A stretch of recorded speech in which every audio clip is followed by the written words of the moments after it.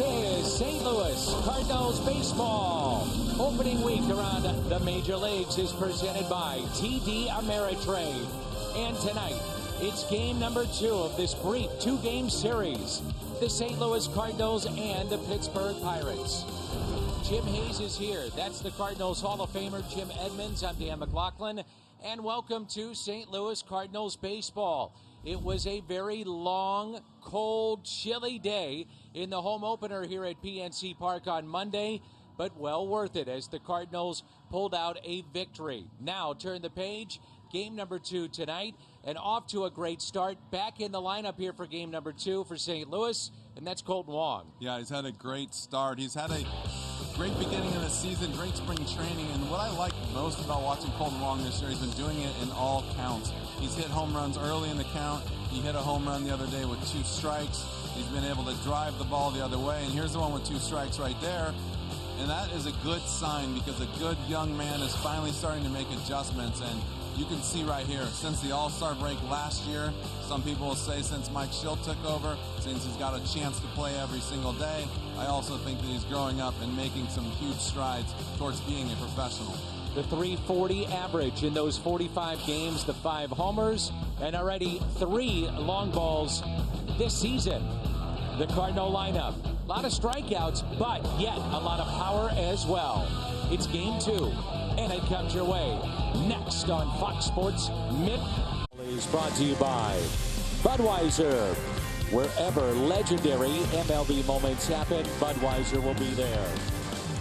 By Chevrolet, the #1 selling brand in St. Louis. Find yours at your Mid-America Chevy dealer. And by Steak and Shake. Get 4 meals with 4 items for $4. 4 for $4. Get more for 4. Only at Steak and Shake. The Cardinals and the Pirates. It is game number 2. This brief 2-game set from PNC Park in Pittsburgh. And again, it's a chilly night for baseball. And with Jim Hayes, Jim Edmonds, I'm Dan McLaughlin. Currently 57 degrees. We anticipate it dropping dramatically. And there's a look at Mike Schilt, Cardinal manager. On the flip side, Clint Hurdle. And we talked to Mike Schilt after the game, Jimmy, in the clubhouse on Monday. And he said, you know what, guys, that was a little bit of everything for us. And we needed that win. And he goes, hey, I know it's early. I get it. And some wins are different than others.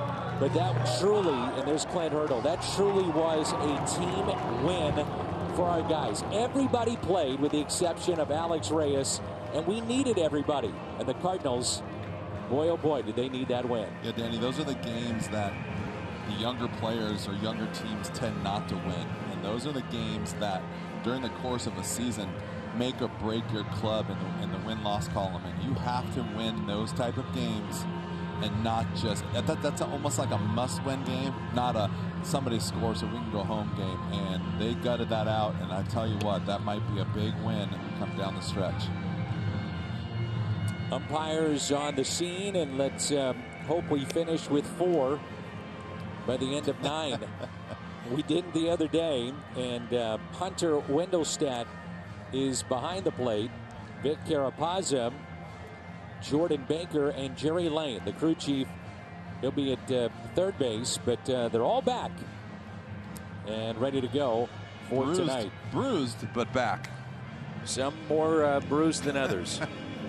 Jamison Tyone, really good season last year for the Pirates as he made 32 starts, went 14-10. He was 9th in the National League in ERA and wins. He had 14 wins and the ERA of 3.20. He's got a really good fastball. He'll throw that 57% of the time. And that was a look at the Hyundai pitch arsenal for Tyone. Cardinal lineup had a late scratch. Marcell Ozuna out, Jose Martinez in. At the top, Carpenter, Goldschmidt, DeJong, and then Martinez, Yadier Molina, Dexter Fowler, the foot okay, Kolten Wong, Harrison Bader, and Miles Michaelis. And so here we go in game number 2. And the first pitch is fouled back by Carpenter, who does have a home run on this road trip to open up the season. He's driven in 2 and batting 190 on the year. 4 for 21. Conditions very, very tough the other day for both teams with the cold weather. Temperatures were listed at around 36, 37 degrees, but the playing conditions were told were around 25 degrees the other day. That wind was blowing. That wind chill definitely makes a difference, especially blowing off that river like it was yesterday, or the day before, sorry. And we talked about it. You picked up on it right away that Adam Wainwright just couldn't get a good grip on the baseball as he made the start for St. Louis. Yeah, sometimes, like you said, break camp, come from Florida in the heat. Coming up here when it's cold, sorry, makes a big difference. Fly ball lifted to Shuck for the out, and there's one away. So let's take a look at the Pirates defensively. Around the horn, presented by Dobbs Tire and Auto Centers. Shuck, Marte, Cabrera. That trio in the outfield. Jung-Ho Kang, Gonzalez, Frazier and Bell along the infield, and Francisco Cervelli, he's behind the plate.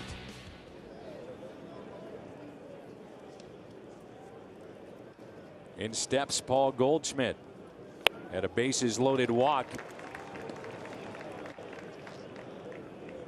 Good start to his campaign. 6 for 20, 4 home runs, had the 3 home run night in Milwaukee, and he is driven in 8.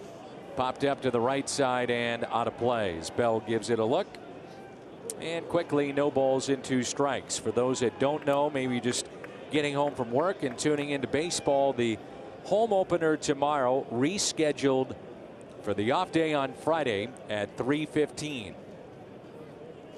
And the 0-2. And I was asked today about the reception that this guy is going to get, and it will be loud. Paul Goldschmidt introduced to the home fans. Strikeout of Goldschmidt, and there's 2 away. Missouri Lottery Foxtrot's. Nasty fastball right here on the black, and cannot be a better pitcher's pitch. And I'll tell you what, 99 out of 100, the hitter is going to argue that call, because that is not a hittable pitch. Pitcher's pitch, as they say. In steps DeJong at a home run against Milwaukee, hit down the left field line. He is driven in 3 and batting .227. Cardinals and just about everybody in baseball talking about strikeouts across the game, but especially right now with the Cardinals. And a ground ball deep in the hole. Gonzalez, long throw, and a nice play. Second start of the year for Miles Michaelis as he had the opening day assignment. Miles to the mound when we come back. 2019 season for right-hander Miles Michaelis. Took the loss on the opening day assignment against Milwaukee. Went 5 innings, 5 hits, 5 runs all earned. And there's a look at his Hyundai pitch arsenal. Miles Michaelis. As Frazier, the second baseman for the Pirates, leads it off for Clint Hurdle's club. Then Marte, Cervelli, and Bell. Gunn, Cabrera, Shuck, Gonzalez, and Tyone. And away we go in the bottom of the first, and it's a ball. Miles wasn't his typical self first time out. Threw the ball decent, didn't have his best stuff. Gave up 3 home runs though and 5 runs. That is definitely not like him. Looked pretty good in spring training, wouldn't you say? Looked pretty good.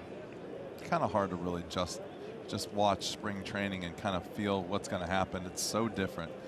Sometimes you're battling guys that are not going to be in the big leagues. Sometimes you're out there with the different conditions. Like I said, you're pitching down there and it's nice and warm, and then you get here and it's cold. You have an incident like what I believe the other day with Adam Wainwright. Just didn't have the right feel, and grip was a little off, and he made a lot of pitches out of the zone. Fly ball out to deep left. Martinez going back, looks up, and it's a one-hopper off the wall. And Bader tracks it down and quickly back in, and Frazier leadoff double.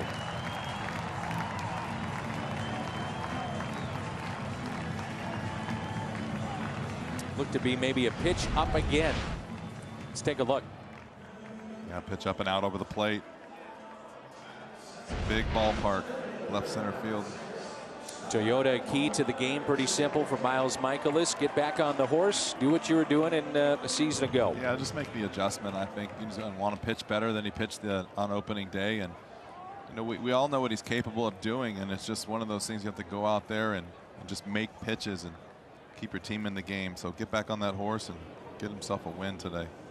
There's Starling Marte, and a strike.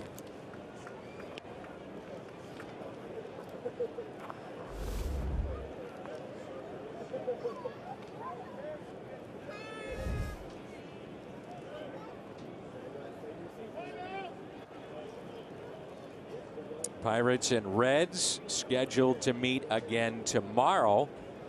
Start of a 4-game series at PNC. They split in Cincinnati, and the Cardinals will have the off day and then welcome San Diego to town. That's it out of play, 0-2.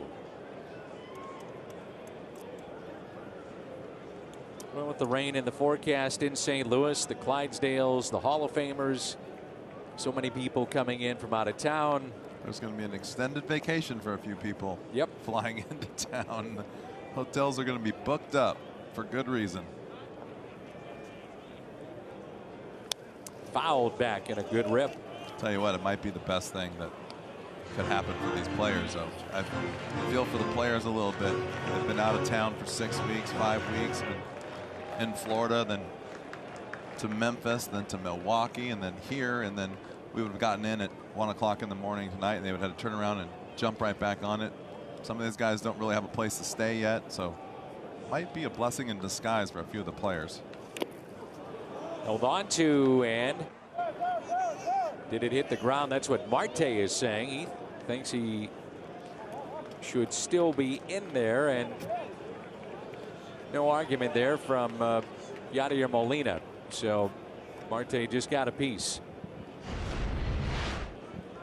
Take a look here. He sold it. Well, you got to sell it. You got to sell it if you want to stay alive.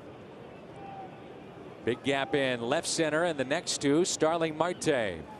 Tied him up, and a strikeout. Boy, that just exploded back into the hands of Marte. Yeah, that's the Miles Michaelis we know right there.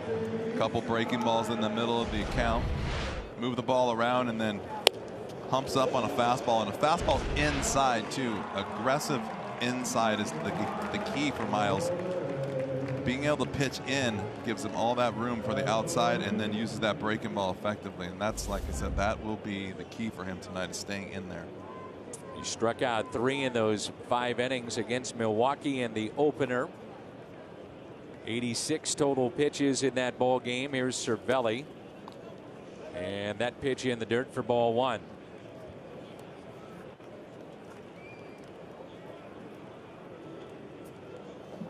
With age, it seems like Cervelli just gets better and better and better. I think sometimes you just learn how to do things the correct way. It's the path of least resistance. You don't have to work so hard, just work smarter. Just make it easier on yourself. Learn a lot of shortcuts from a lot of other guys around the league. And you learn the league too, don't you? Yeah, that helps too. Seeing a lot of the guys, not only just pitchers, but also just being a catcher and against guys that are hitting. Start to get the tendencies. That's why the shift's in play. Catcher's the same way. He understands exactly what's going on both sides of the ball. 2 balls and 1 strike. This is where a guy like Michaelis in this type of count, 2-1 or a 3-2 count, is so dangerous. He's got a variety of pitches and can throw them for strikes at any point in the count. It's not just a fastball coming in here. Might be, but it could be anything else. And the fly ball lifted into right, backing up Fowler. And he dropped it. Runners at the corners, and a ball that has to be caught. Well, you said it. It has to be caught. I don't know what happened there. And see is kind of confused in his own right. This is a situation right here. I don't think Dexter has a chance to throw him out. And you try too hard to make too good of a play, and sometimes you forget to catch the ball.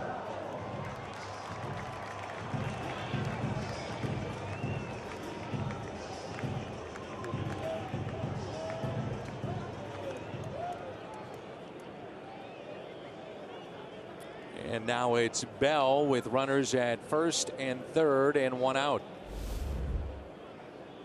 The Cardinals need that ground ball and a double play.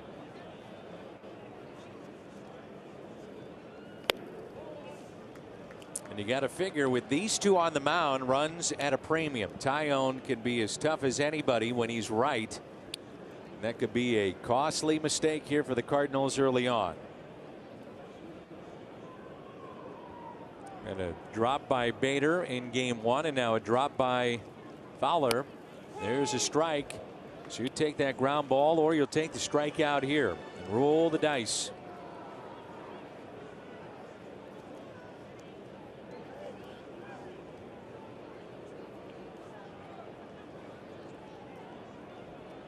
Bell hitting an even 200. Inside. 2 balls and 1 strike.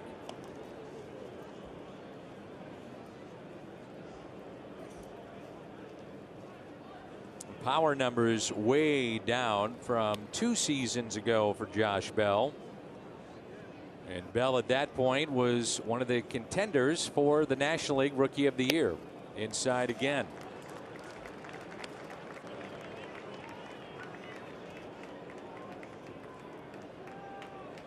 In 2017 at 26 home runs. Last year dropped down to 12. Jung Ho Gung at the on deck circle. And it missed on the inside corner. Now the bases are loaded. Shaking his head a bit, wondering if he's shaking his head as if to say, look pretty good. Yeah, there's some good pitches right there, just off the edges. The thing about Miles is he's still making pitches even though he's behind. He's not going to give in, like you said, not just going to throw you a fastball just because it's a fastball count. And I think right there he's kind of like, pick your poison. Do I want to be behind a guy like Bell, or do I want to start over with a righty at the plate? And it looked to me as if he would start over with a righty at the plate. So Jung Ho Gung with the bases loaded at a tremendous spring with all kinds of power. And a strike. Played the final 4 innings at third base on Monday and went hitless 0 for 2. Was 1 for 4 with a double and a walk on Sunday. He had a major league leading 7 home runs this spring in just 16 games. Taken low, and it's 1 ball and 1 strike. The other thing that you talk about with Ayers too, extending innings for the pitcher, and so more pitches thrown, especially early in a season where guys just don't go deep. Eventually that's going to be a stat. Extra pitches thrown. What would you call it? Unnecessary pitches thrown in an inning? Probably the best way to put it. He's got him here now. 1 ball and 2 strikes.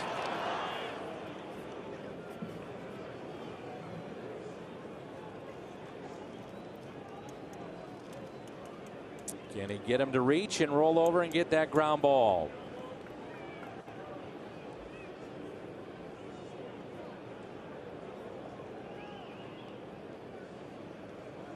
The bases are loaded here in the bottom of the first. Ground ball, left side, out there, the turn, double play. They get the double play. Carpenter, Wong to Goldschmidt. We're scoreless after 1.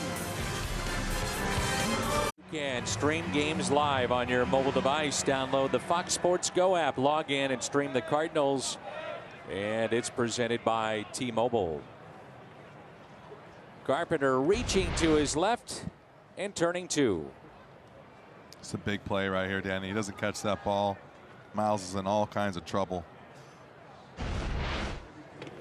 by the way, overlooked as Jose Martinez leads it off here in the second inning. The double play started by Wong to end the game the other day here at PNC Park. That was an outstanding double play, and he turns that one on the throw by Carpenter, and that's grounded to short. Gonzalez, the pick by Bell for the out. And Marcell Ozuna, a late scratch with soreness on the side, so Marcell not in the lineup tonight. But what a play by Wong to end it the other day, and it's his, you know, we highlighted him in the open what he's done offensively, but it's been the complete package right now for Kolten Wong. Yeah, Kolten Wong is literally one click, if not should be or will be a Gold Glove winner in the near future. He is right there, and he just has a lapse sometimes in defense where he tries to maybe do a little bit too much, and that'll stand out sometimes to people more than that great play that he just made, and he made to finish the game the other day. First hit for the Cardinals off the bat of third baseman, no, catcher, no, first base. What is he? That's Yadier Molina. That is Yadier Molina. Does it all. Yadi played a little third base the other day for the Cardinals, and a one-out single, and it brings in Dexter Fowler. So Dexter off the hook, no damage after the drop. He's 2 for 12.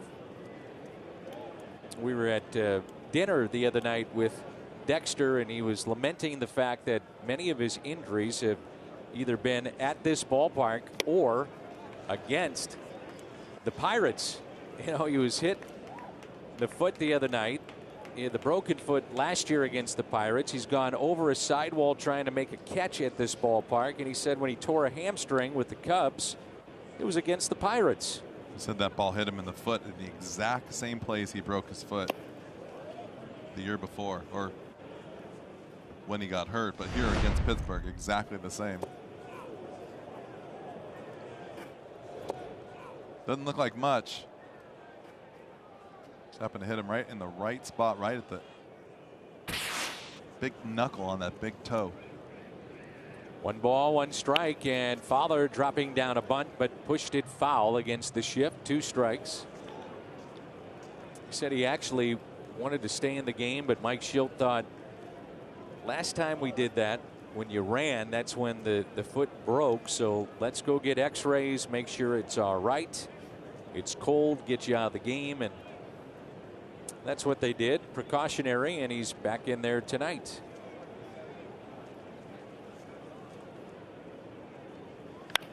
And slowly hit to the right side.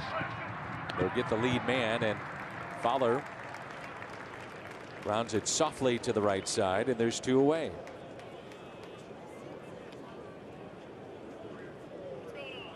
Go back to Monday, and Kolten Wong, Jimmy, he's starting to really turn it up offensively. He's done such a nice job now. That home run with 2 strikes, I believe. He's hit a couple balls really hard. I think this is going to be the key for him. Hitting the big home run like that with 2 strikes really shows him he doesn't have to try very hard.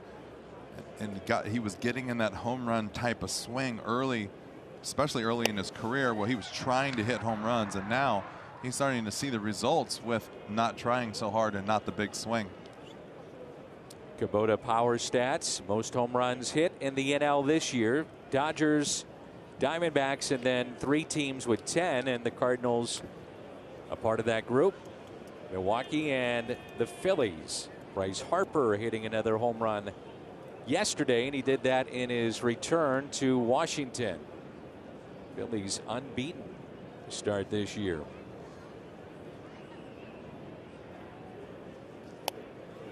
Outside corner, 1 ball and 1 strike.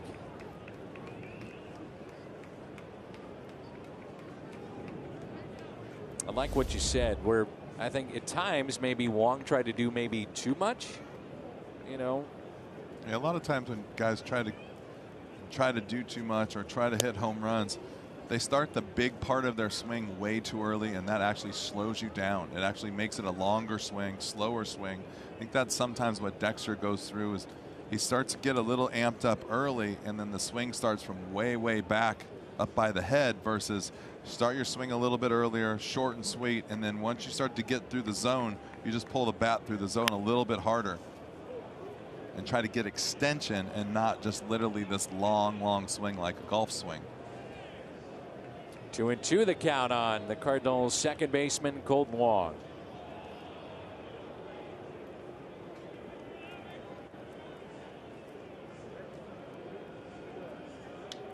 Short lead at first by Dexter Fowler, and the 2-2 pitch. Fowler running on 2-2, and he'll pick up a stolen base. Puts himself in scoring position. Bader on deck. I like that. Little things just to push here and there, and you never know.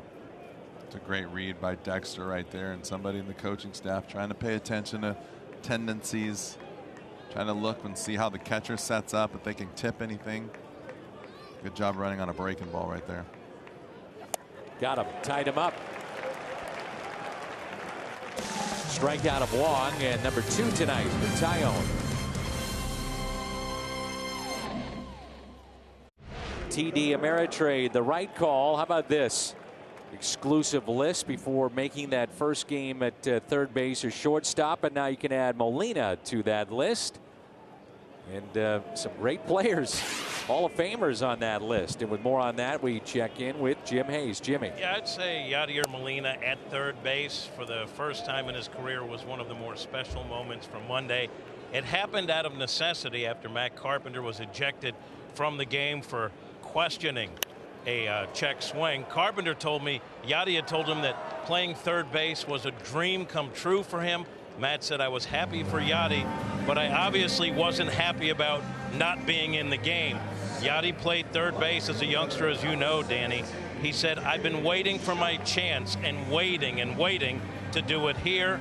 He desperately wanted to make a play at third base, but never did get the chance. And Dan, Yadi told me I would play any position. Then he thought about it for a second and said, maybe not in the outfield. Maybe not in the outfield. I bet he'd probably get good jumps, though, Jimmy. What do you think? I don't think anyone knows his game better than Yadier Molina. And Mike Schilt told me that he was asked, hey, do you think Yadi would have been fine if they hit a couple balls to him? And Schilt said, absolutely. Oh, yeah. Danny, we watch him take infield just about before every single game, and he's fine out there. He knows what he's doing. Yeah. Cabrera, soft liner to left, and now Shuck. And Mike Schilt telling all of us before the game, he said, oh, I had no worries about him at third base. None. What I thought was funny is we took a shot of Mike Schilt after Matt Carpenter got thrown out of the game, and he looked just like that right there. And so I walked into his office after the game, and I said, it's a pretty good shot of you not panicking, even though you had to throw your all-star catcher out at third base. And he goes, I was thinking about it 2 innings before that. And I sat there and thought, you know what, you're right. You probably should have. You needed to, but it's still pretty impressive because it's still a what if, right? What if? Didn't have a whole lot of options, but he was just like, already had it into my back pocket. The aspect of that caught my attention and concerned me was being ejected at that point in the game. I mean, the umpires have to know that the players, they're running out. And this is DeJong, and save at first. Shuck hustling down the line. See if the Cardinals want to challenge it. But, you know, the umpires have to know what's left on benches and where you're at that late in stage in the game. As you see, Shuck flying down the line. I'll be honest with you, I really don't know if some of those umpires actually know that, to be honest with you. Well, they should. Well, some of them haven't been around that long. I was just a little upset that home plate umpire threw Matt out for yelling at the third base umpire. I think sometimes you got to kind of back off and mind your own business. Maybe that's enough, would have been fine, and everything would have been done. So Shuck put it in play left side against the shift. And he's aboard, and now Gonzalez. Jordy Mercer, longtime shortstop, now with Detroit. And a line drive and a base hit into right center past Fowler and all the way to the wall. And Shuck will score all the way from first. 1-0 Pittsburgh.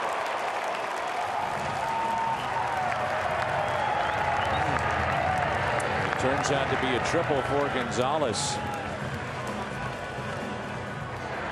Hard hard hit ball turns into a triple, and Shuck all the way from first, and it's 1-0 Pittsburgh.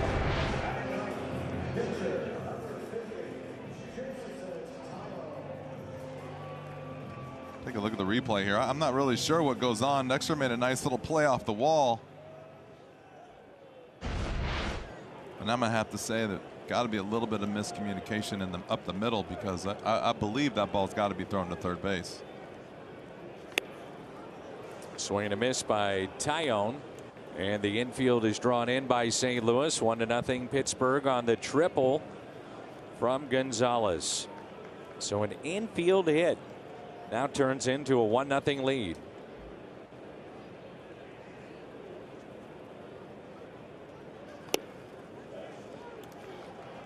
Dan, you talked about maybe runs being a premium. You can see the infield's in here. Going to take a chance of really cutting this run down with one out. I'd like to think that your offense is going to give you a chance, but these cold nights, you just never know.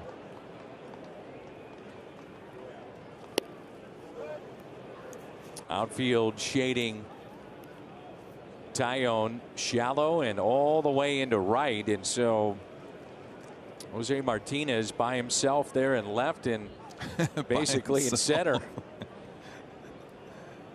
Keep the ball down right here. Hopefully the pitcher hits the ball on the ground. Or you'll take that, the strikeout, and that's number 2 tonight for Michaelis. So 2 away. And April 10th and Wednesday, April 11th, celebrate our hometown heroes at Law Enforcement and Firefighters Appreciation Days, presented by American Eagle Credit Union. Purchase of a special theme ticket, and you'll receive a cap honoring law enforcement or firefighters. Cardinals.com/theme. And the top of the lineup in Frazier, and he looks at a ball. So 2 strikeouts from Miles Michaelis, a 1-0 lead for Pittsburgh.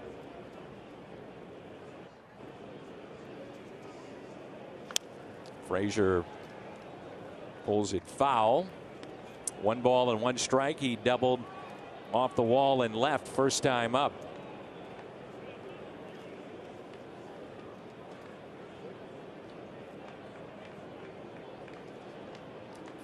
Well, you'd like to think that Fowler maybe could just knock that ball down in right or somehow get it in front of him, but that was not the case. And with that, Shuck is able to score all the way from first base.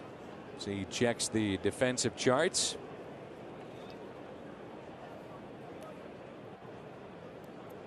And Frazier's been very good in these spots, a .324 hitter since making his debut in 2016 with runners in scoring position.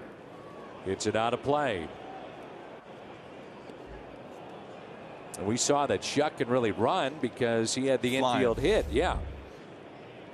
I mean, the only way you're going to stop him from scoring is to keep it in front. Once it was past Fowler, he's off to the races. Yeah, and that ball looked like, I thought Dexter was going to cut it off, and that ball skipped by him. I'm just as kind of concerned with no throw making a play on the guy at third base. I don't like, and this is my theory, I don't like to concede anything, right? Talked about it in spring training with some of the guys where there's a situation when you're up 4-0, 5-0 in the 8th inning. You got a guy on second base, and the coaching staff will tell you, just throw the ball into second base, let the run score. And that gets through just past Goldschmidt and a base hit into right. 2-0 Pittsburgh.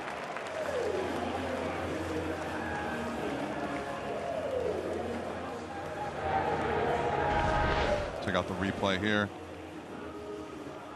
Wow, this ball is down. Tell you what, Pittsburgh's getting all the right breaks right now. Ball just gets to the infield to score another run. Back to what I was saying was, I don't like just giving a run just to give a run, especially for those pitchers. Those guys are battling for their ERAs when they're on the mound, and sometimes you got to throw the ball home, throw the ball to third, throw the ball wherever. You just never know if someone's going to trip. I hate to just give up runs and give up a triple just because you think the guy's already going to be safe. Something talked about with the outfielders, and I think the pitchers, especially your pitchers, appreciate that effort. So 2-0. Here's Marte, struck out his first time up. Runner at first base, Frazier. Check on him.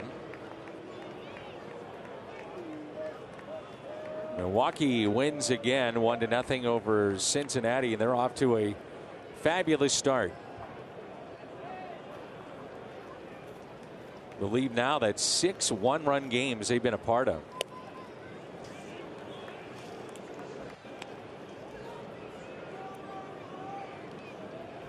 Washington a win today, 9-8 over the Phillies. San Diego defeated Arizona on a getaway day, 4-1. 1 ball and 1 strike. And a swing and a miss. Throw down to second. The tag. No argument there from Wong as he tried to swipe tag on a ball that was up the line a little bit. Tell you what, I bet you that's pretty close if he makes that tag. I bet he's out if he does. Oh, that's close.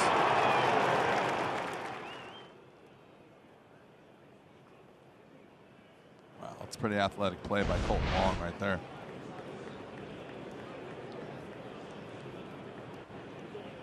So good speed at second base, and the 1-2 pitch in the dirt, kept in front. 2-2.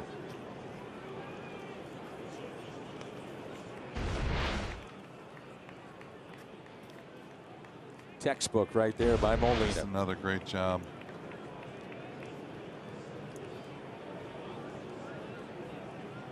Big gap in left center right by the Cardinal bullpen. Situated in left center. Both bullpens are here at PNC.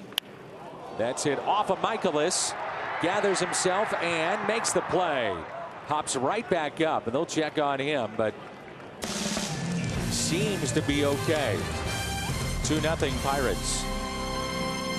Home opener tomorrow at Busch Stadium, postponed to Friday. Fox Sports Midwest has your ticket to the festivities. Extended pregame coverage. The opening day ceremonies. Home opener coverage starts at 1:30. Fox Sports Midwest, and we'll be streaming it on Fox Sports Go. Fans with tickets to the game should use those same tickets for admittance to the rescheduled game on Friday. So if you purchase tickets to the official pregame party at Cardinals Nation, you'll be able to use those same tickets on Friday as well. And a schedule of official activities and information for opening day STL, hashtag opening day STL, can be found at cardinals.com/opening day. Cardinals trailed 2-0. We're in the third. Bader, Michaelis, and Carpenter.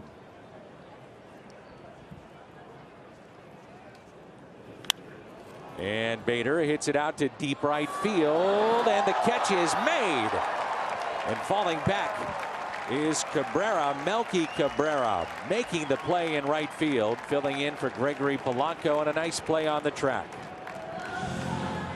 Great play by the old veteran right there. Still do it.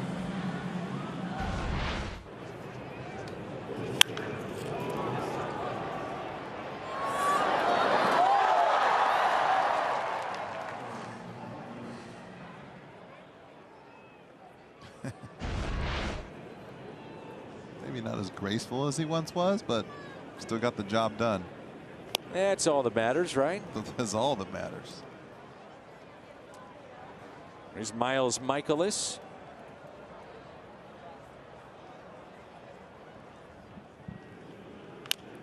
Puts it in play, slowly hit. Gung, bare hands, no play, and an infield hit for Michaelis.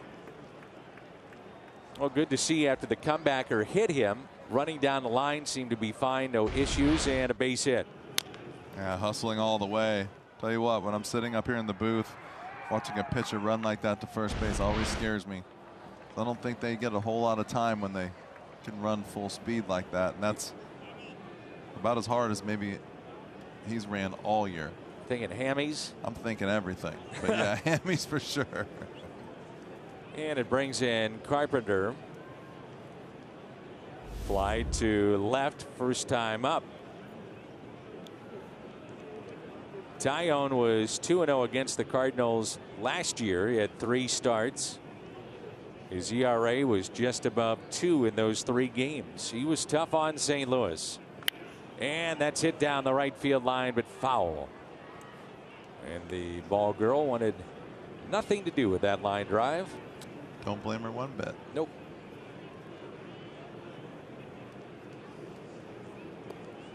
Now they're there to, I guess, ideally protect the fans. You don't think so? I think they're there originally just to go get the ball. Okay, that's it. Yeah.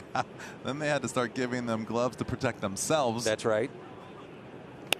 I can't watch the ball people down the lines without thinking about those guys in San Francisco. The ball dudes. The ball dudes that are falling all over the place. And they always make the highlights every year. 75, 80 years old. Hey, I give them credit. They're out there. It's a dangerous place to be.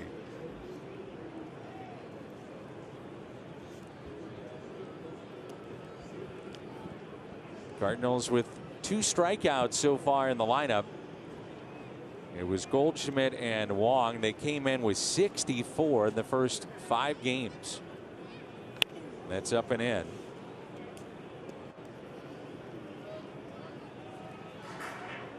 That was the most ever through 5.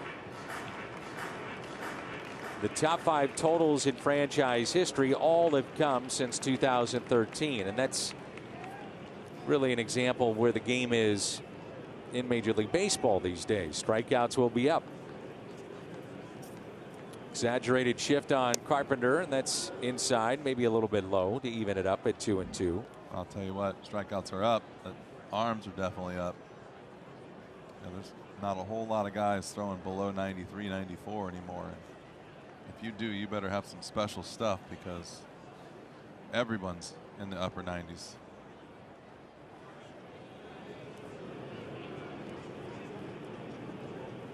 Two and two the count. Yeah, one of the great eyes in baseball at the plate. When he argues, and you do see it time and again with Carpenter, it happens a lot, but you go back and you look at the tapes, and more times than not, or the box that they get, he's right. It does show that. I mean, he's got an incredible batter's eye. And he's worked this one full. Pulls it foul. That's past Stubby Clapp. And the ball girl. That one, though, she knocked it down, kept it in front. And she's okay.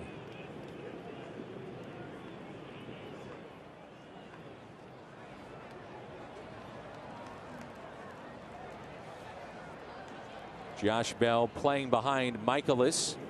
He's your runner at first base. Swing and a miss.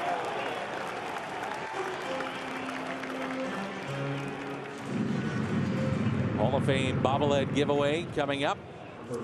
Whitey, Ozzie, Bruce. Cardinals.com/promotions presented by Ford. That's coming up this weekend. San Diego in town. I got a nice picture from Bruce Sutter on a plane today with our broadcast partner Tim McCarver on their way to St. Louis. Like That's well hit out to deep right. But Cabrera is there off the bat of Goldschmidt.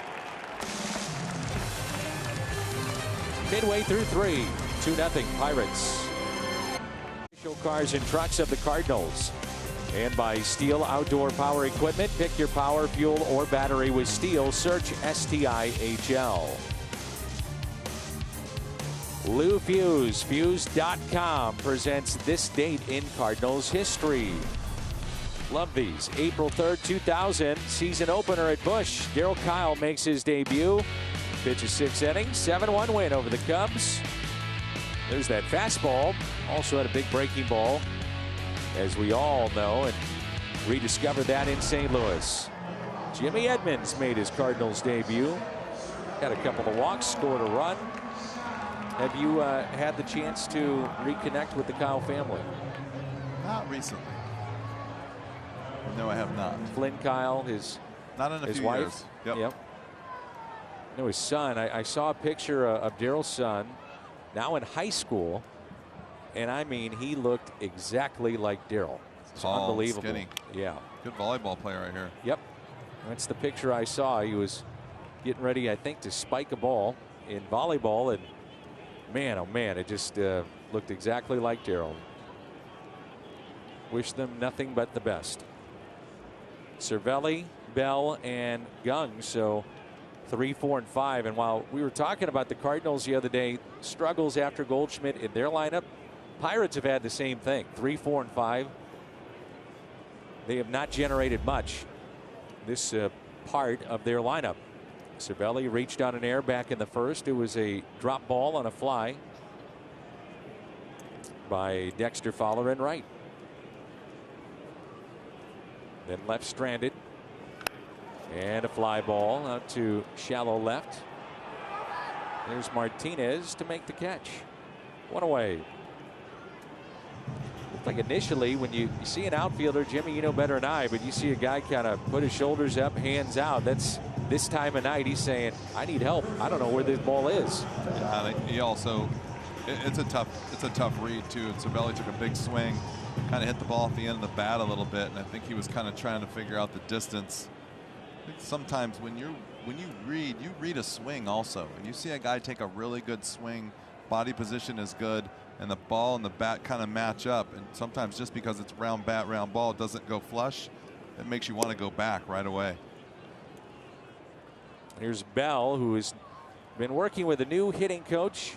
That's Rick Eckstein, who is the brother of David Eckstein, who then was hired by the Pirates. Hit sharply to second base. Play made by Colton Wong. 2 quick outs.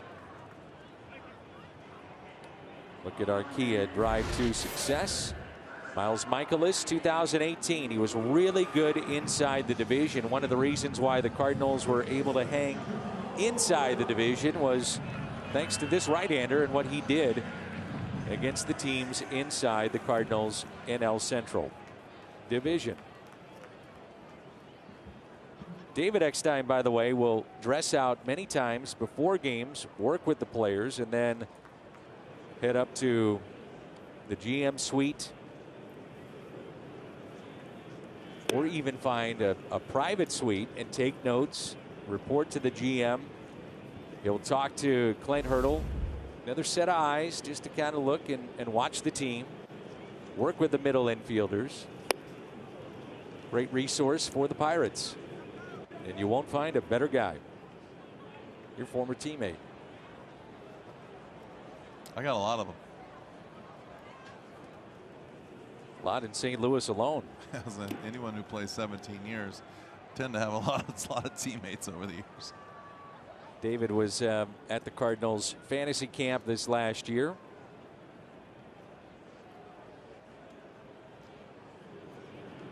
Here's Jung-Ho Gung. Grounded into a 5-4-3 double play with the bases loaded back in the first. Fouled back. Cardinals are doing that in the minor leagues, where they have an extra coach in which at each stop of the minor leagues, whether it be Memphis or Springfield, could be Peoria, but that coach will dress out before the game and then kind of act as a scout, if you will, and get out of uniform and then scout the team and work in uniform at the various spots. Could be with the pitchers or the infielders, hitting. Well, I like that, Danny. I feel like where the most development is needed is where we're probably most shorthanded, and that's in the minor leagues. I believe I was even talking with Pop Warner at times in spring training when he was managing. He was basically like trying to do everything. You know, he's the base running coach, he's the defensive coach. I mean, there's other guys down there, but basically you have the manager, kind of a pitching coach, and maybe a bench coach or a hitting coach, and that's about it. So if anything gets out of whack, who's responsible? The manager. So he's got to go to each position, know each position, and he's the one that's got to really do it. And Coach third base. And coach third base. And, you know, talking with him, I thought, you know, sometimes as a roving instructor, guys only get to go into a certain city maybe one time a half, if even one time a year only. There's a lot to be done in the minor leagues. High fly ball, deep left field. Martinez back at the wall, and it's gone. He almost pulled it back. Jung-Ho Kang, the home run, his first of the year. Thought he was going to get that. But all that work in spring training might have paid off right there at one time.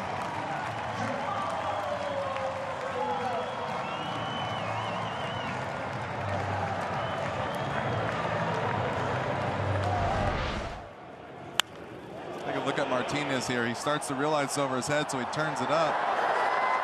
Almost gets there. Well, he timed it just about right. That was as good as you can do right there. I don't think he even gets this ball last year. Oh, he got on that about 1 foot.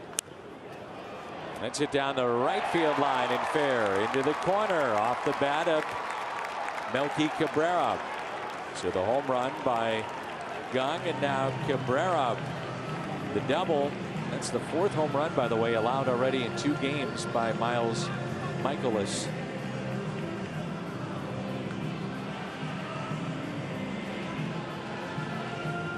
They've been able to go and get him down and in on a few of these pitches. The left-handed batters. Yeah, well, this is a cut, a slider, or change-up cut. I can't really tell what that pitch is. It's just not hitting his location. 86 miles an hour. It's kind of like a BP fastball.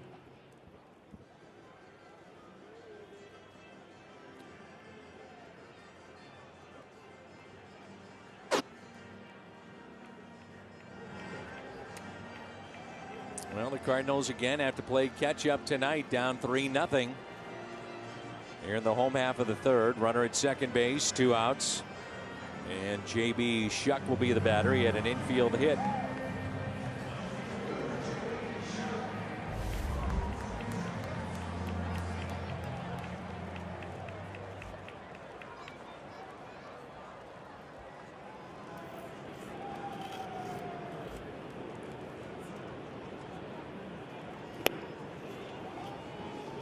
His brother-in-law is Mark Melanson. JB married Mark's sister. So he gave him the lowdown on what it's like to be a Pirate.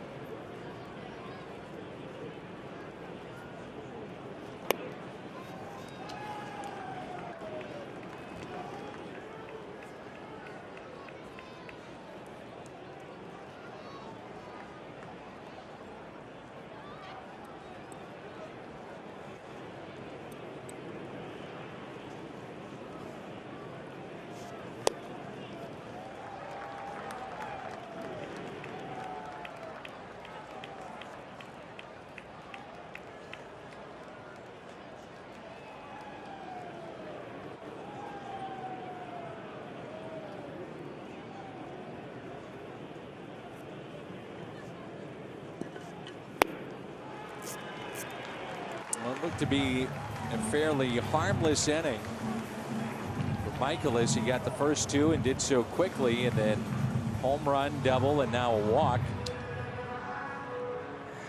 And that'll be the 2nd walk issued by Miles.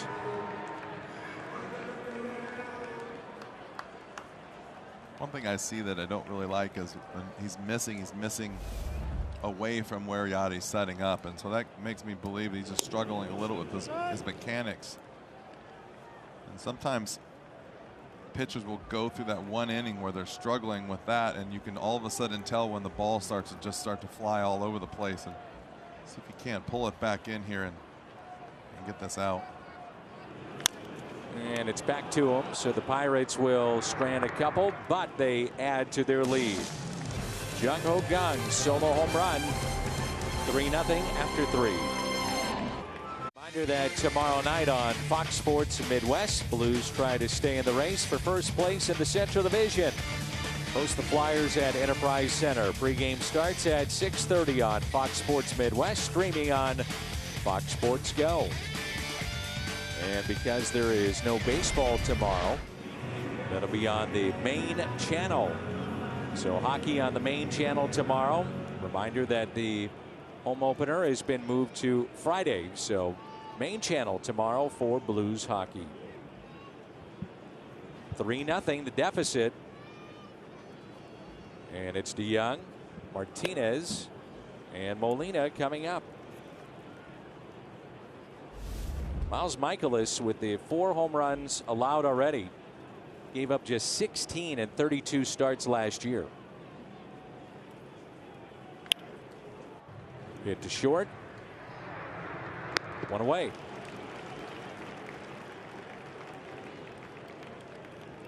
Key hit coming off the bench. He's one of the best statistically and any way you want to look at it coming off a bench. Jose Martinez, and this tied the game up.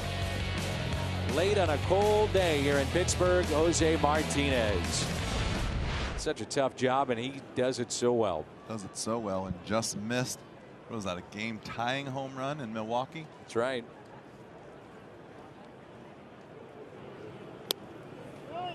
Lorenzo Cain robbed him of a game-tying home run, and coming in off of Bader. Hader, sorry. I always say his name is Bader.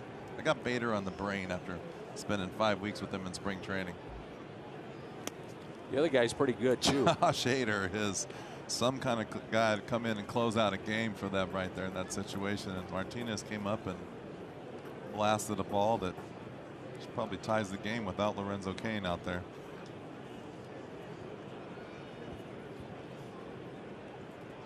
One ball and 1 strike.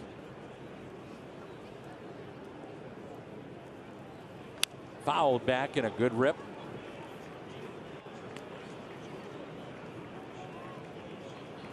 Brewers now 6-1, 5-0 in 1-run games. The other win is by 2 runs. And they're finding that Alex Wilson is emerging with Hader. And Jeremy Jeffress should be back by the end of the month. So it's a dangerous team right now. And Milwaukee, we'll see them again on the next road trip. Cardinals will have a couple of games in Monterrey, Mexico against Cincinnati. So it's a 2-game series there. And then head to Milwaukee. Play the Brewers again. Here's a 1-2 pitch to Jose Martinez, filling in for Ozuna. Puts it in play. Back to the pitcher, Jameson Taillon. Taillon, a great story. The fact that he has beaten cancer. And testicular cancer, took care of that. He's the youngest of 4 children. And his brother really helped him out. A pulmonary critical care ICU doctor in Fort Myers. And his father and mother from Calgary area in Canada. His sister is a lawyer, brother PhD, the other one a doctor, and then this guy, all he does is throw 100. Pretty successful family. Here's Yadier Molina, who's singled to center field. No balls and 2 strikes.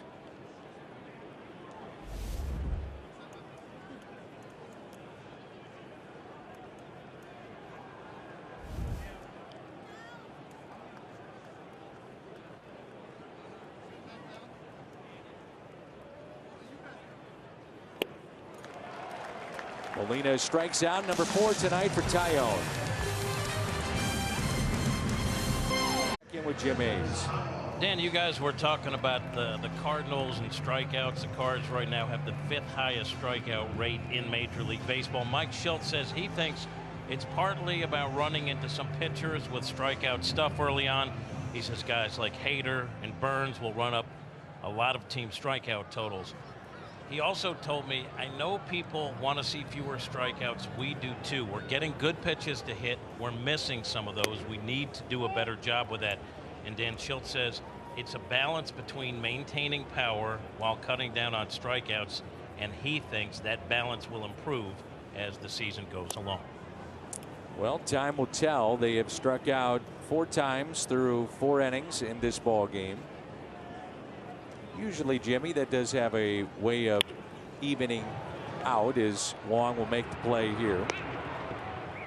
And Tyone is the first out here in the home half of the 4th. Would you agree with that? Yeah, it does. I think that, like you said, you're going to run into pitchers that are going to be nasty and strikeout stuff. And like I said, I feel like everyone's pretty much in that boat now. It's looking at the average pitch velocity of the Pittsburgh Pirates, and 5 out of the 11 guys average 94. So that means they're capable of probably 96, 97. That's just their average, what they pitch with. So, I mean, every night and every day you're running guys out there, 2 or 3 guys with that kind of velocity. That's definitely going to make the strikeout totals definitely rise. Here's Frazier, 2 for 2.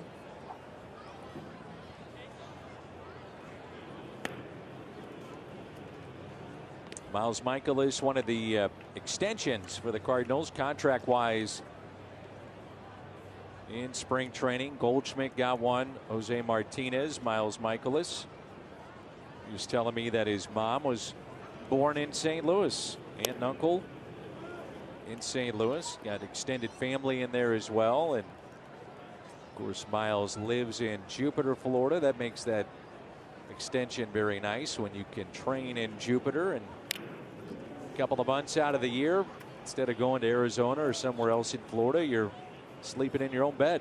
Tell you what, this year was probably the most obvious I'd ever seen it, with the being stuck in St. Louis at that kind of January, February time frame.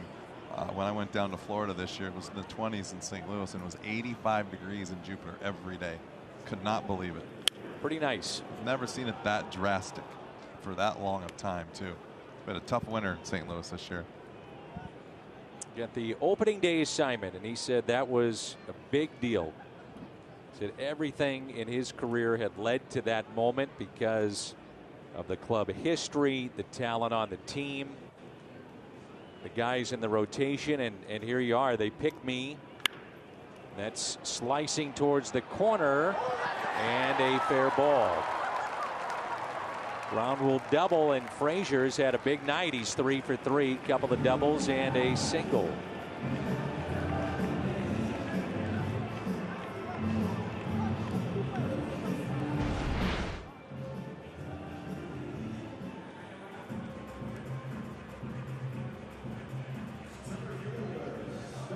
Touched by fans, or ground rule double. I guess you called it. I was going to say it bounced off his chest, so it's a ground rule double.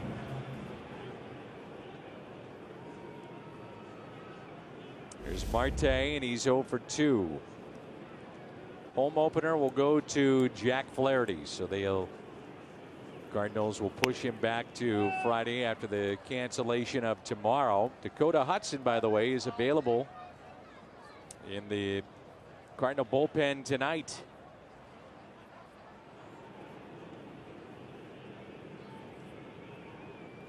Marte is struck out and grounded out. Back to Michaelis. Good pitch. 0-2.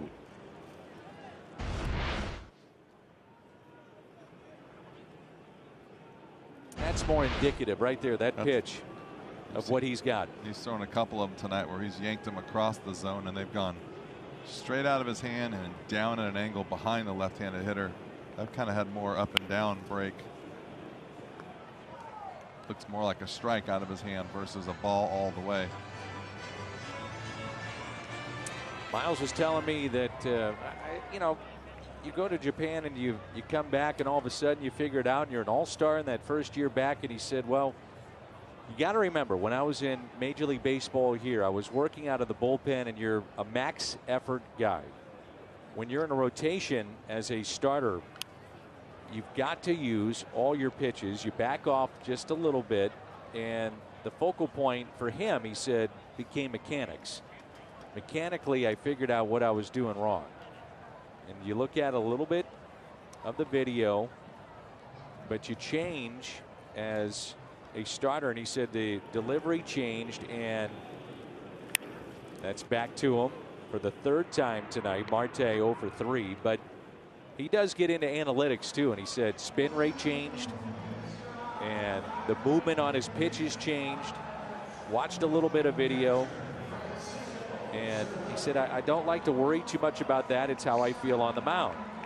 And he said you load and you drop and drive, and maybe you can get into a little bit of what he's talking about there. I think the big thing for me is just from what you've said, and I won't even need to get into anything further. When you're throwing max effort, 97, 98, which he's definitely capable of that, you can miss. You can miss up, you can miss down the middle, you can miss around the plate, throw a breaking ball once in a while, you get by with it. When you have to back off and make pitches, you can't miss at 92, 93, 94. The ball gets hit.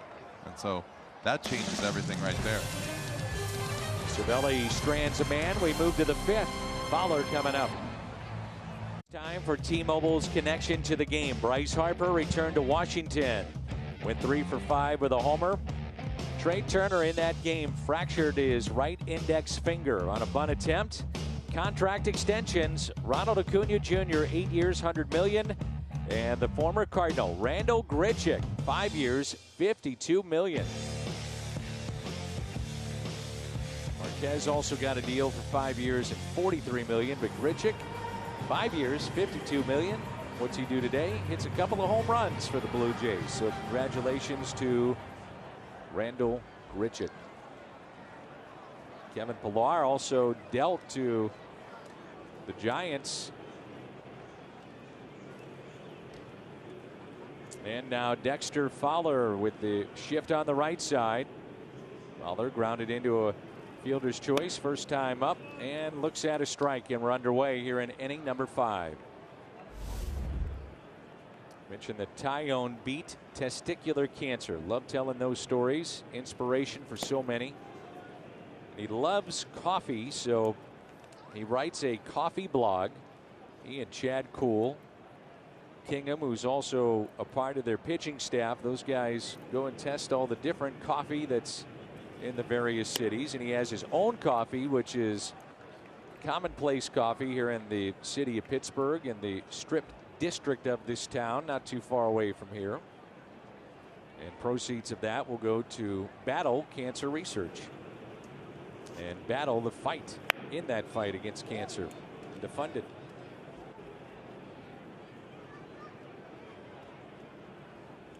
He was weak. He said he just didn't know why the velocity was dropping, and then got checked out, found out what was happening, and obviously went through the surgery and subsequent testing after that, and has become an inspiration for many, and openly talks about it and wants to be an inspiration for so many.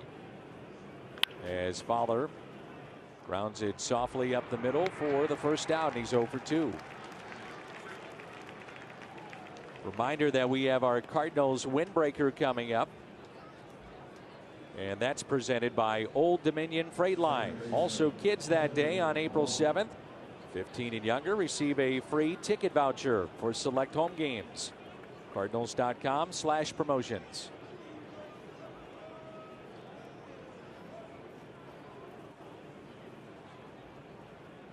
Here's Colton Wong.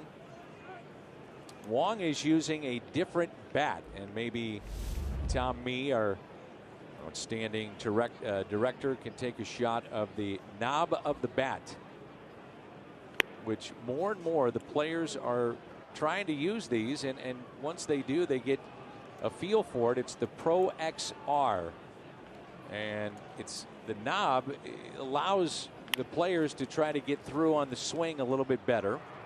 I know you have swung that, Jimmy, but the change was approved by baseball in 2006, and it actually was developed in St. Louis. Grady Phelan did that. Jay Williamson, longtime pro golfer, has been a part of this, and it first was used in 2010, and The idea initially was for guys like Francisco Cervelli that had hand injuries to get through the ball and get the bat through the zone, and then other players that never had the hand injuries just started swinging them, and they loved them. Yeah, to protect the hamate bone, I think, a little bit too. Keeps that knob from really rubbing on the inside of the hand. If you look down at your open hand, right where that bat sits on the bottom of your hand, there's a lot of little bones in there, and that hamate bone. A lot of guys have broken that bone over the years, and that handle has really taken a lot of pressure off that area. Quite a few guys are swinging it now. I liked it.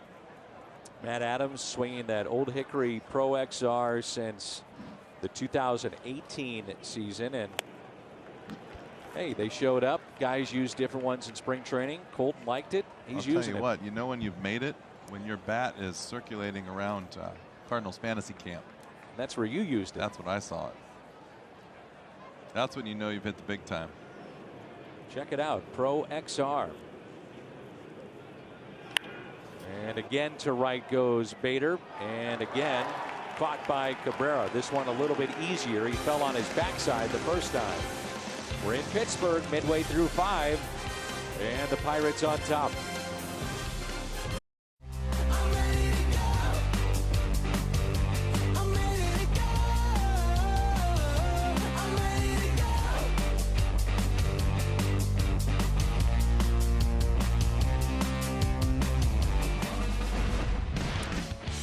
Home opener moved to Friday in our Budweiser What's on Tap. Jack Flaherty making that start for the Cardinals. And we'll come your way on Fox Sports Midwest beginning at 1:30. 3:15 the first pitch.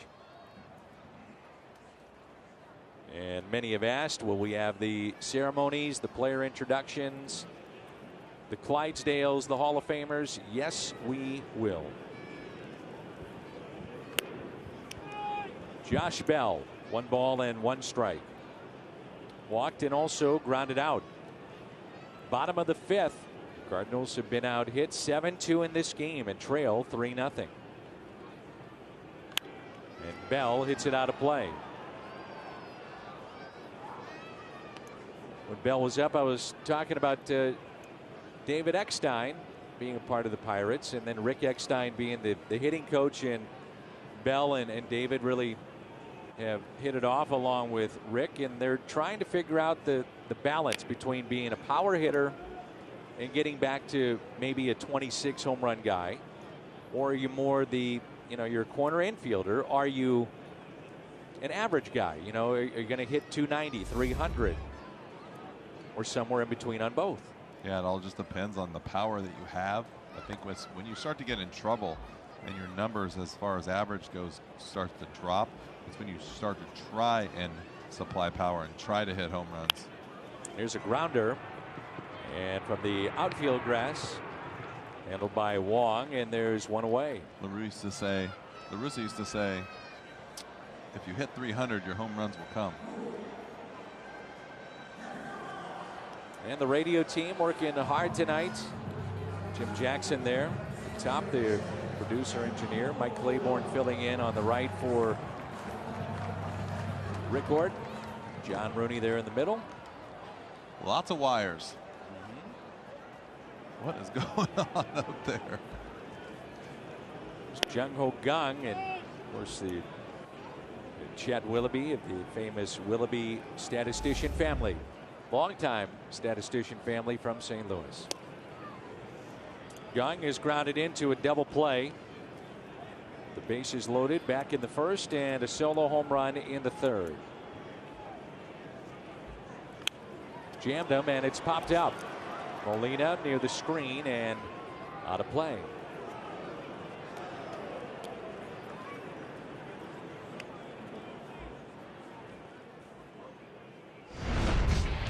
StatCast AI powered by AWS. Just out of the reach of Jose Martinez.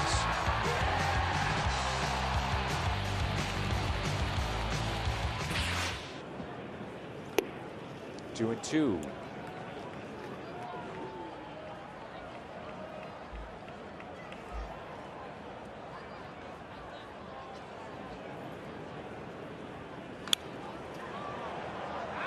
it doesn't surprise me that he had 7 home runs in spring training. He has been on every single pitch that he's swung at. He's fouled them off.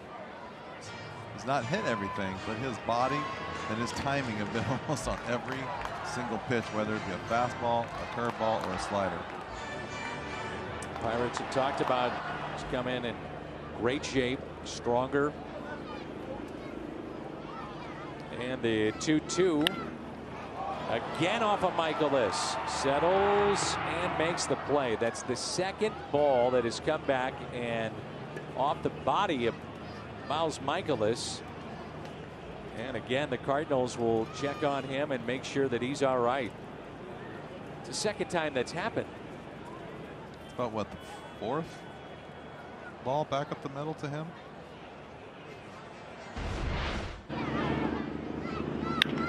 And watch Miles does a really nice job of calming down and getting that ball. And watch Paul Goldschmidt right here. Watch his feet shift. This is how you do it.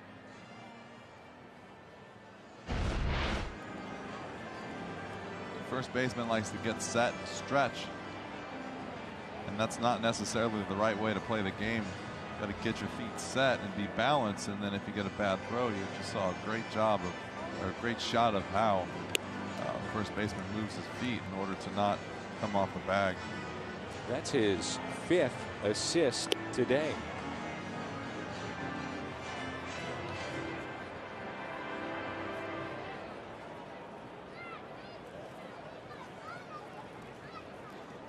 Now a quick word from Great Southern Bank. Emptied your digital wallet? We understand. Great Southern Bank. We're fans too.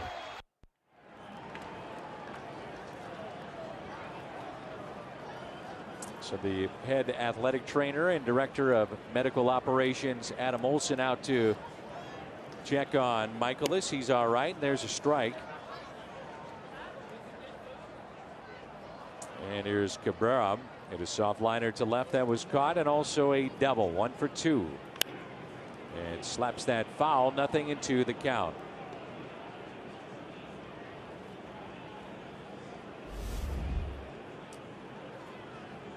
Dominic Leone getting loose in the St. Louis bullpen. Foul again. Pirates are hoping that Gregory Polanco would be back by the end of the month. And shoulder surgery.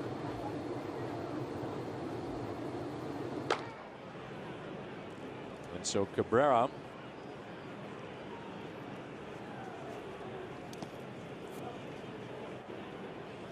filling in right.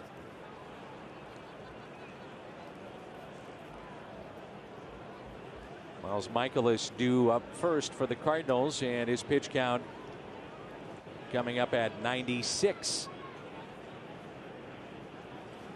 And a ground ball. Colton Wong. And he makes the play. So 5 in a row set down by Michaelis. We ended this.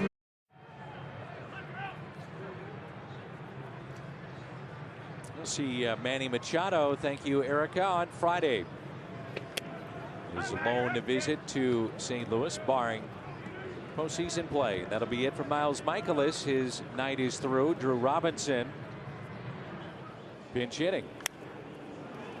Robinson pops it up. The shift, gung over, and the catch is made as he somersaults backwards and makes the catch. Well, Michaelis, he knew what was coming, so watch this. This is how you want to stay into a game.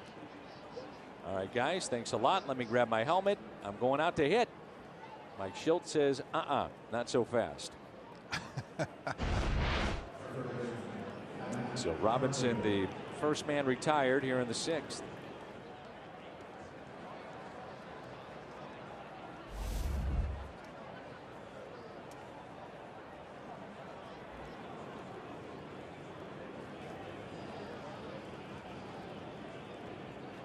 Here's Carpenter, and the Cardinals need to get some offense going here. They had an infield hit by Michaelis in the 3rd, And Molina, a base hit in the second to center, and that has been it. That's now 9 in a row set down by Taillon. Cardinals will have to make a move, more than likely, prior to opening day. At home, the expected arrival of Jed Jerko. That's 10 in a row. The soft liner caught. Game of Thrones night coming up. That's April 9th, a Tuesday. Purchase of a special themed ticket, you'll take home a Game of Thrones inspired Cardinal shirt. And an official Iron Throne will be on hand for those who dare to take a seat. Get your Game of Thrones tickets at cardinals.com/theme. Paul Goldschmidt 0 for 2. Struck out looking and also fly to right.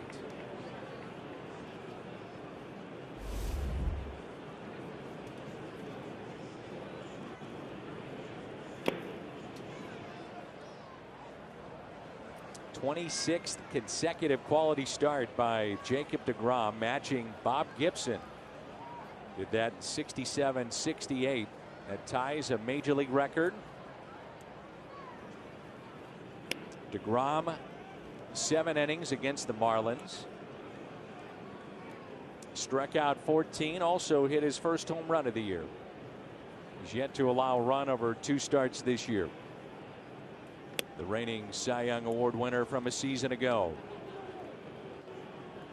ERA last year was 1.70.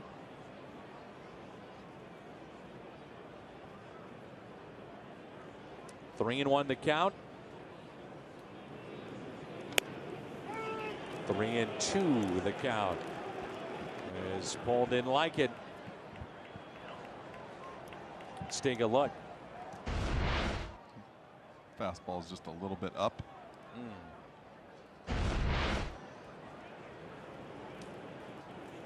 He may unleash on this one. Nope.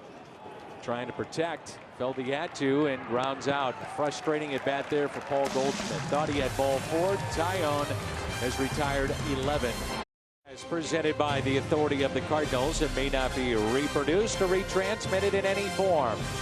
And the accounts and descriptions of this game may not be disseminated without the express written consent of the St. Louis Cardinals.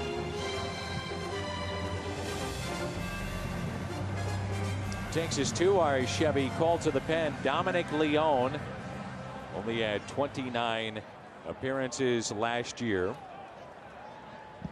Final line on Michaelis: 5 innings, 7 hits, 3 runs, all earned, walked 2, struck out 2, and gave up a home run.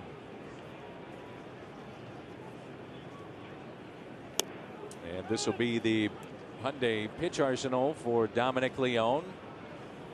The fastball, good slider, cutter, and a curveball. Talking with Dominic today in the team hotel, Jimmy, about the nerve issues that he had last year.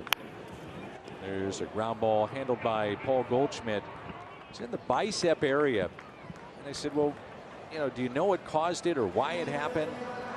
He said, absolutely not. He said, it's just one of those things that popped up. Don't know why.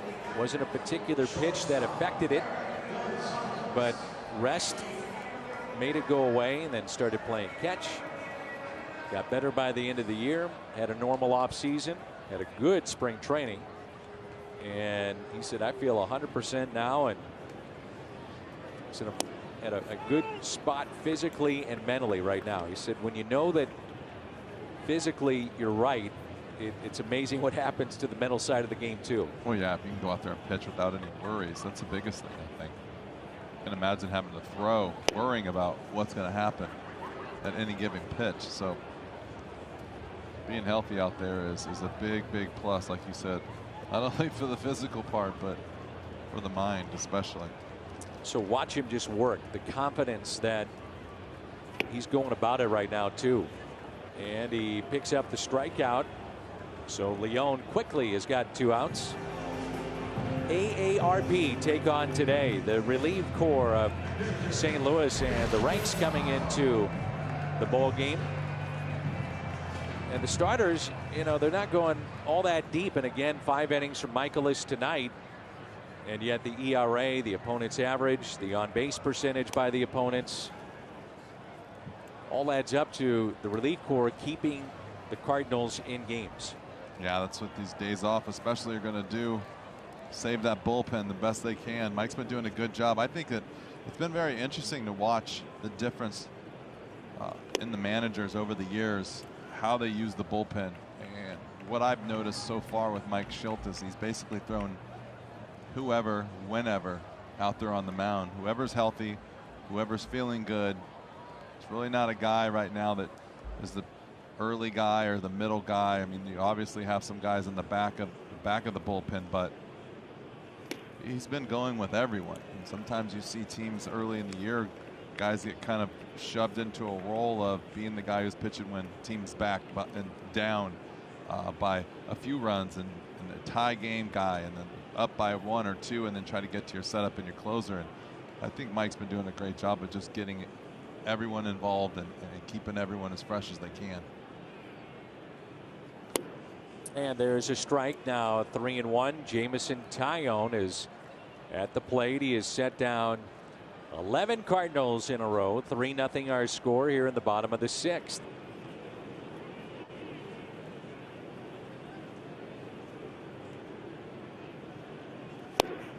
Three and 2.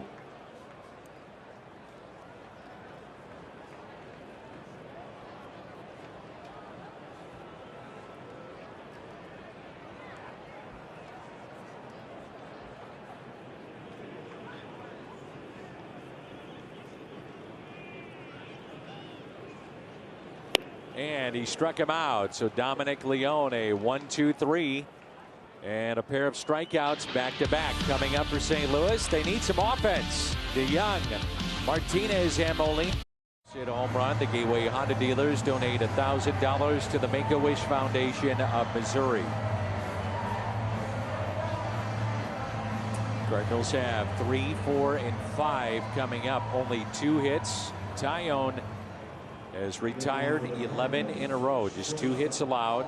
He has struck out 4. Pitch count only at 70. And he has given the Pirates 6 strong innings of work. He led the league, by the way, in complete games last year. Well, with 70 pitches into the 7th inning, I mean, that's the key right there. He's doing a nice job of throwing strikes. Jimmy, he had putting 2. The ball in play. That's all it takes. Game has changed. Definitely has. Oh, but so you're saying 2's not a lot? I'm saying 2's not a lot, gotcha. But and there was like 7 guys tied for 2nd place, and that was it. Well, he was one of them. But you see that, the ratio is almost 2-to-1 balls to strikes. I like what I see, though. I like the velocity. I like the confidence. Keeps the ball down. He misses where he's supposed to miss. His really nice pitch is his slider. Gets a lot of guys to chase on his slider. One of his strengths is his slider and his fastball. And notice one of the things that they say about him is his weakness is his changeup. But you know what I've noticed tonight? He doesn't throw it a whole lot. No. It's one way to kind of deal with that weakness.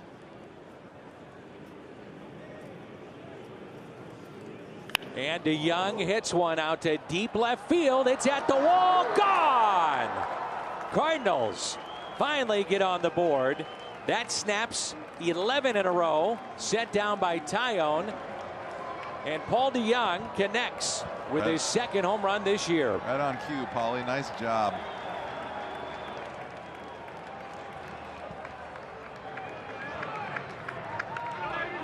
That's what happens to you. Throw a lot of fastballs and you keep throwing them down the middle. Eventually someone's going to time one up, and he does right here. This ball is dead down the middle.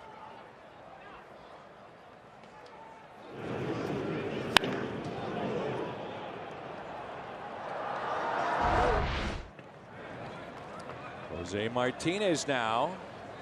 3-1 the score thanks to Paul DeJong. The Gateway Honda dealers donate $1,000 to the Make-A-Wish Foundation of Missouri. Martinez 0 for 2. Couple of ground outs.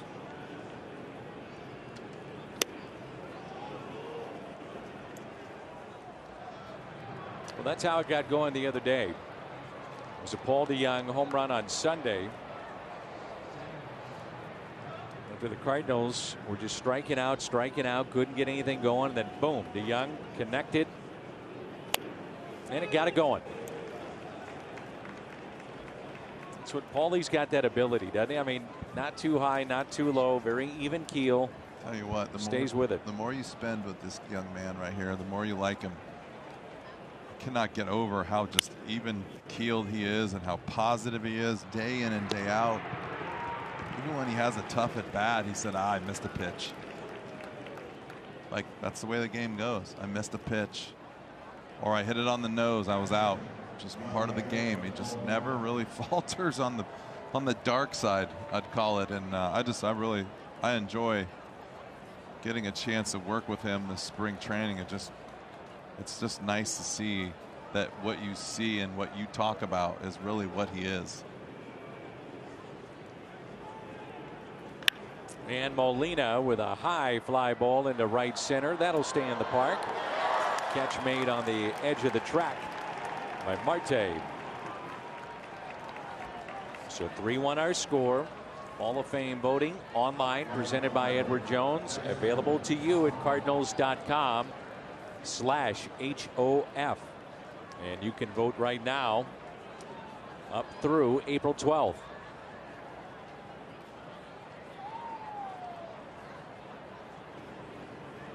Dexter Fowler.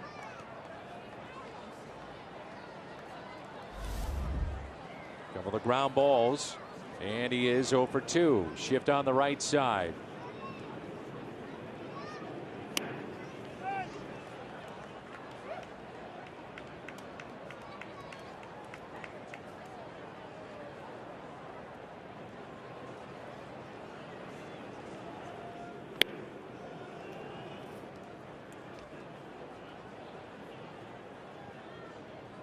Long at the on deck circle.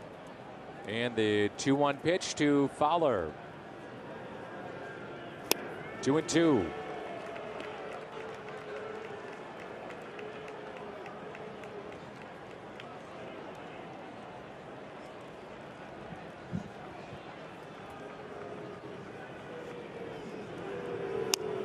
Struck him out. So Fowler 0 for 3. Cardinals, though, snapped the string of 11 in a row with this home run hit by Paul DeJong. Time to stretch in a 3-1 game. Dominic Leone appeared last inning, the BJC Healthcare difference maker. And Jimmy, good inning of work with a couple of strikeouts mixed in. Yeah, like you said, Dom is feeling better. He pitched really well in spring training.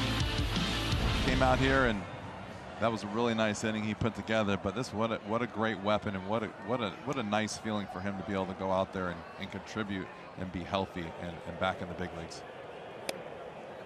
There's Mike Myers, and he'll get the top of the Pittsburgh lineup. Tyler O'Neill checks in right field. It gives him a chance. Dominic Malone back to Dominic. Give him a chance to really get established up here and not have to ride that Memphis shuttle back and forth anymore. So Myers out of options and made the club. And then you have, Dominic Leone, who has options. But when you pitch well, they keep you. And that'll be the situation. And you can say the same thing with John Brebbia, too. Brebbia has options, but so far has pitched exceptionally well.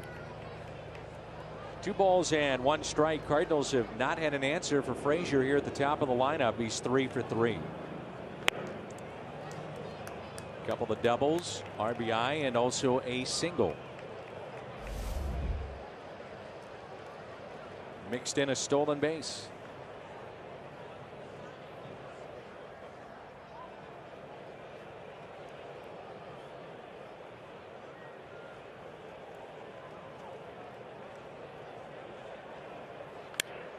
Hit out of play, 3-2. Myers came into the ball game in the opener of this series, gave up a home run, but the Cardinals came back and eventually won that contest.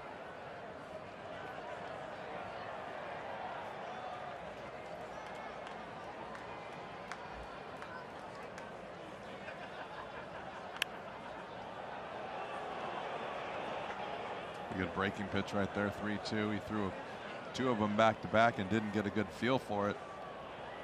Pretty gutsy coming back and throwing 3-2. Threw a good one right here. Frazier does a nice job of fouling that pitch off. It's not easy to do and get a 95-mile-an-hour fastball the pitch before. 3-2 pitch to DeJong. Didn't even have to move, and that's the first out. And now a quick word from TD Ameritrade. Tough trade got you in a pickle? Make the right call with TD Ameritrade's trade desk. I'd do it, but time's hard. Starling Marte, center fielder for Pittsburgh, is 0 for 3.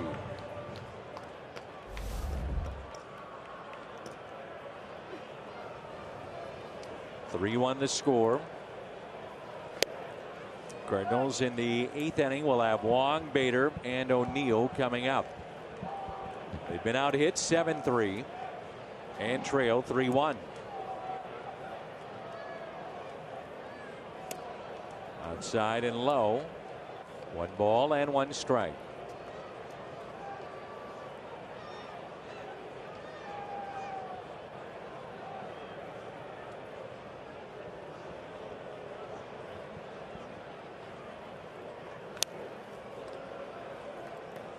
That's the thing with Myers. Now you mix in the curveball to go along with his slider and a 95 to, or even a 100 a couple of times last year. I mean, exceptional fastball. You mix in 3 pitches for strikes and good pitches, plus pitches.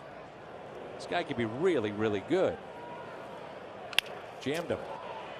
DeJong quickly to first for out number 2. It's a good pitch in on the hands of Marte for out number 2. Definitely a weapon right there. You have 94 to 98, and you can make pitches like this on the inner half. Just don't understand how difficult it is to be a hitter. You guys can make that pitch inside like that. And, like I said, he's throwing a couple pitches, 93, 94, 95, but last year he averaged above 96 for his fastball, so he's got a good arm.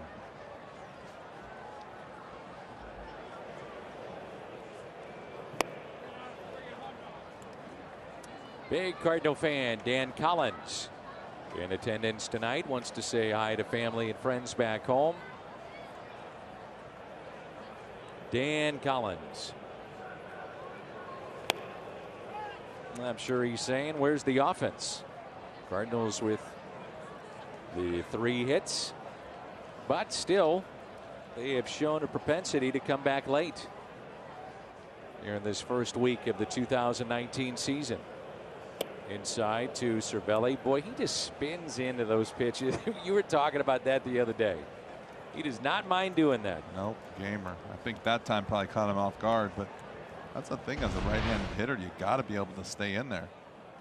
Talked about it the other day too, as far as hitting is tough. You know what? And a majority of the toughness is the fear of getting hit, the fear of looking out over the plate and getting a fastball up and in, and that's always part of the problem with hitting. There's just no way to get that out of your mind.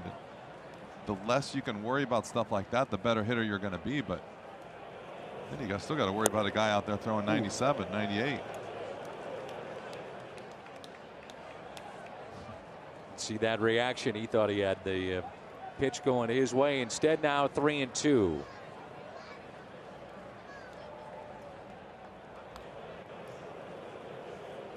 So 2 outs and nobody on, and a full count delivery. Got him to reach and tapped it foul. Another good pitch right there. 3-2 breaking ball.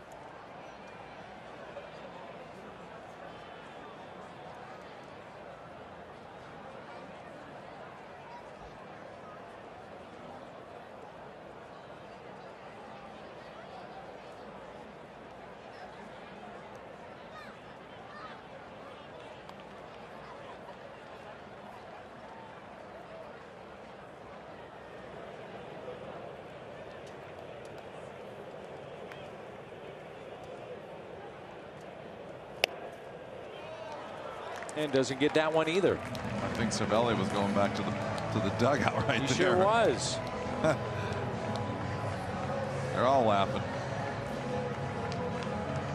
I mean, when the hitter starts going back, you know it's pretty tough. Oh. It's a good playoff right there. Take off the shin guard. Wow. So the 2-out walk, and now Bell 0 for 2 with a walk tonight. Twice he has grounded out to Wong. And a pitch inside. How many times have you seen it where the pitcher, though, after that gets unnerved, can't find a strike zone, misses location? You just got to keep your cool. I mean, I don't know how I was going to comment earlier about how these guys keep their composure after pitch is so close and missing. They don't have the Fox box to read right, and they know when they hit the spot or hit the glove that they're going to get a pitch called for it, called a strike, and a lot of times they don't, and they just, I keep watching their faces, and the composure is unbelievable because I was out there on the mound when I was a young kid. I don't know if I could hold it together that well. And it's 1-2. And the players, you know, they get the reports on the umpires. They know before the games where umpires like the pitches for strikes and balls. I mean, you know that better than anybody, Jimmy. You know. Yeah, I mean, you know who's back there. But, I mean, it's just, you just never know, though. Some guys have, Hunter Wendelstedt is a great umpire, too. It just, I mean, we have that Fox box to really kind of show what we think is a strike and what's not a strike, but they're going out there in real time, and they don't have anything to go on.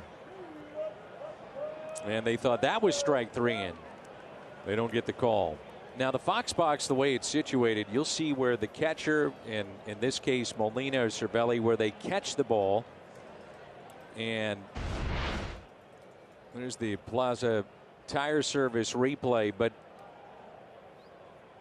it's where that dot is where it goes across the plate. Across the front of the plate. Right. That's what I've been told.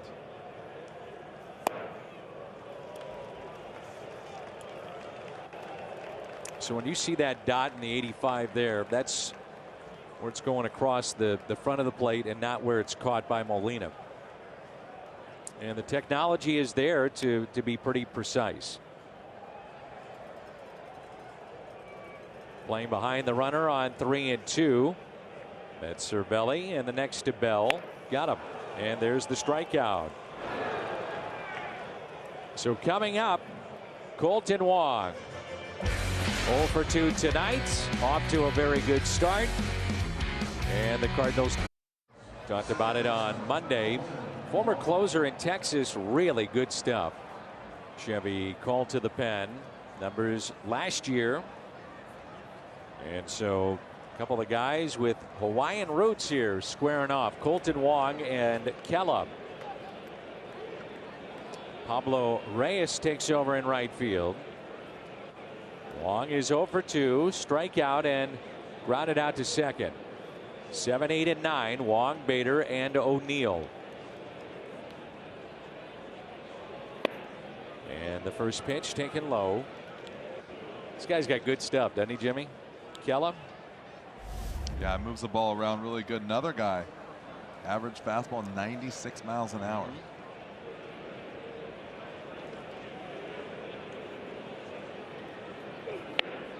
This is where they feel that if they're, you know, in the lead, this 1-2 punch, Kella, to get to Vasquez can be a very good 1-2 punch the back end of their games.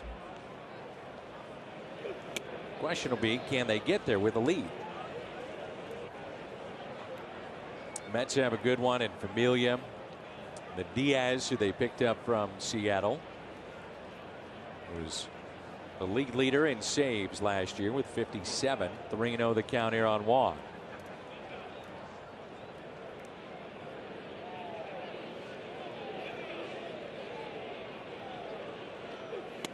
And 4 straight. The tying run will come to the plate.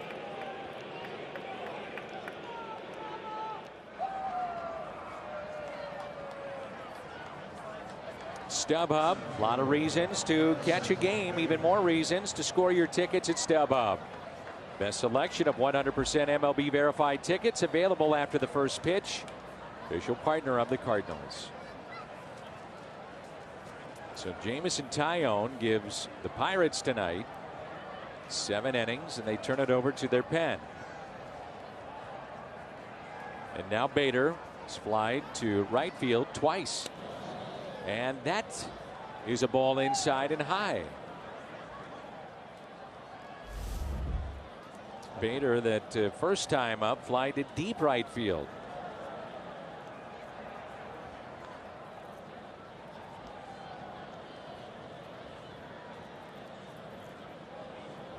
And the 1-0 pitch. And Bader hits it a ton. Into left center. Will it go? It is gone. It's over the wall and left center, and we are tied. Harrison Bader, a 2-run homer.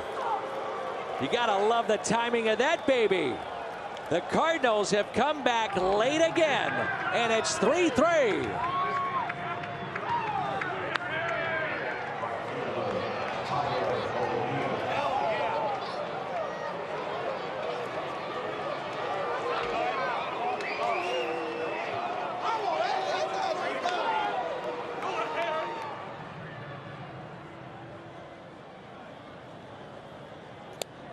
And a strike now to Tyler O'Neill. Harrison Bader has tied it up. It's that swing, Danny. He's been working on that swing for the last 3 weeks, 4 weeks of spring training. Trying to stay back and get that barrel out there. Got some pop. I have heard you say that you think he can be a 25 home run hitter. Might be a little bit more than that, but yes, for sure, at least 20 to 25. O'Neill hits it left side. Gun. 1 away.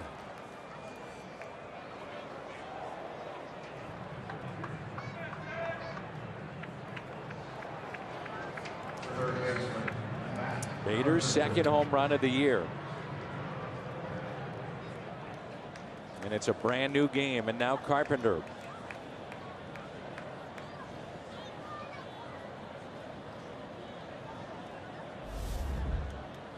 Shift on the right side.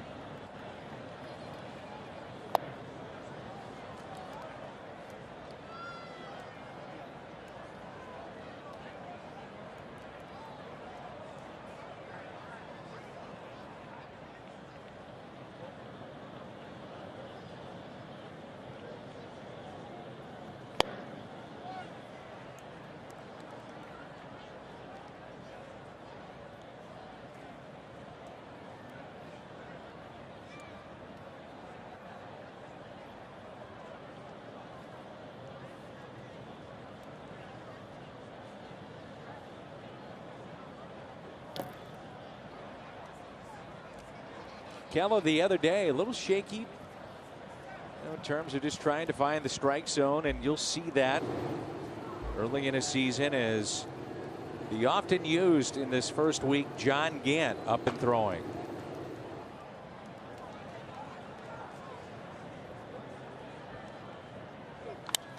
And a drive into right field. This ball is off the wall. And Carpenter on his way to second base, sliding in with a 1-out double. And the go-ahead run in scoring position.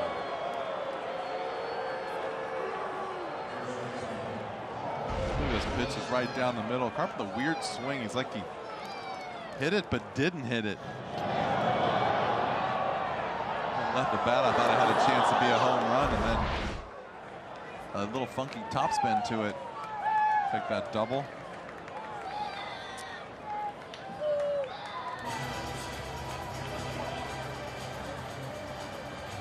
Kyle Crick getting up to throw in the pen. Ray Searge out to visit.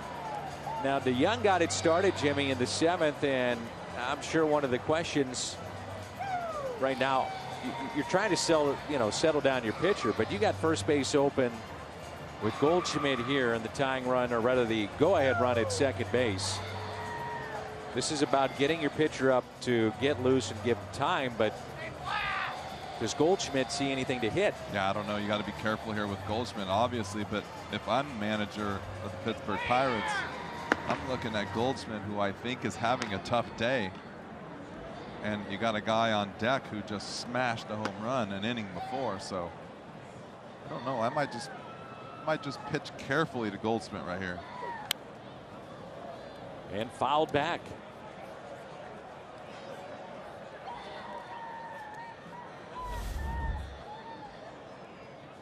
Now I'd like to see Paulie hit a homer, but looking through the eyes of the Pirates, don't know if I just want to give DeJong another chance.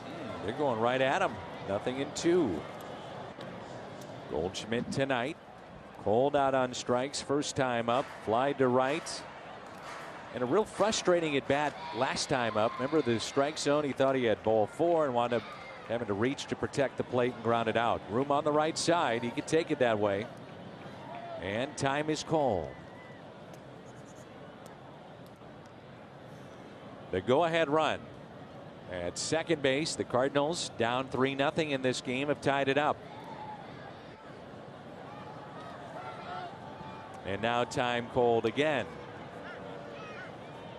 Home run by DeJong in the 7th and a 2-run homer by Bader.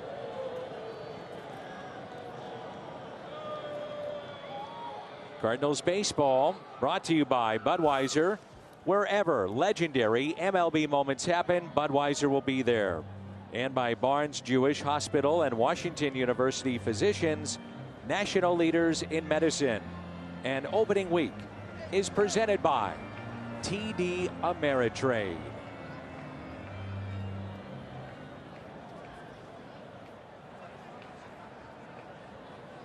The 0-2. Didn't spoil it, did he? I mean, he didn't even think about throwing him a pitch out of the zone. Just ran it back and throwing it. I mean, sometimes you see those 0-2s like that with a guy like Goldschmidt not even close to the zone. Like that. In the dirt for the ball, and it's 1-2.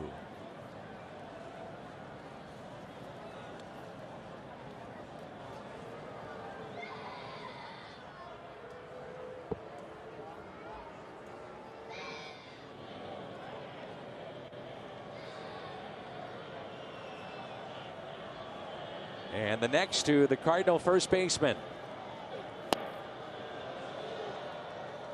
2-2.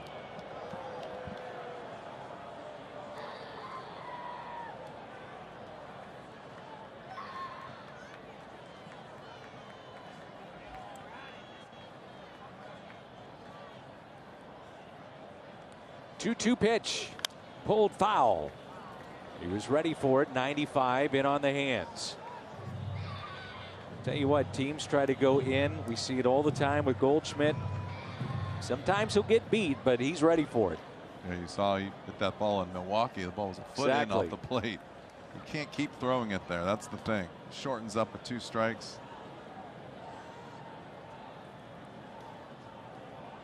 That right side wide open. Pulls it foul past Pop Warner, third base coach here in 2019.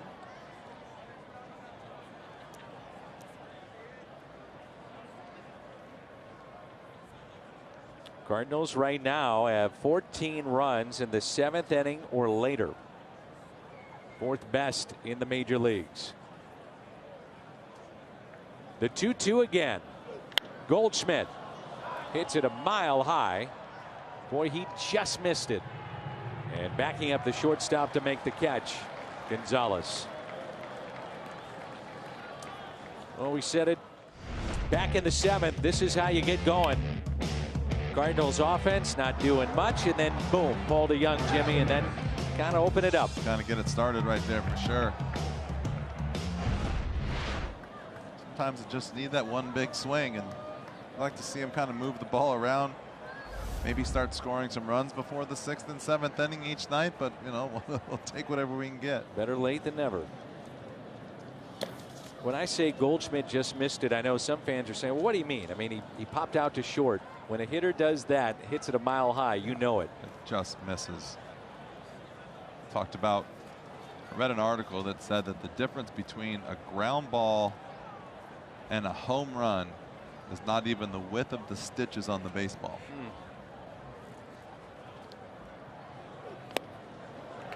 A little tardy with that swing. 1 ball and 1 strike.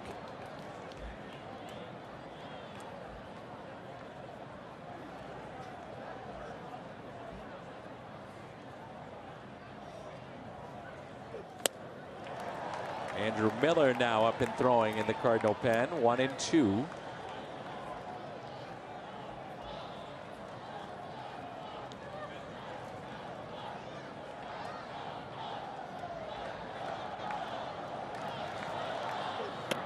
Inside.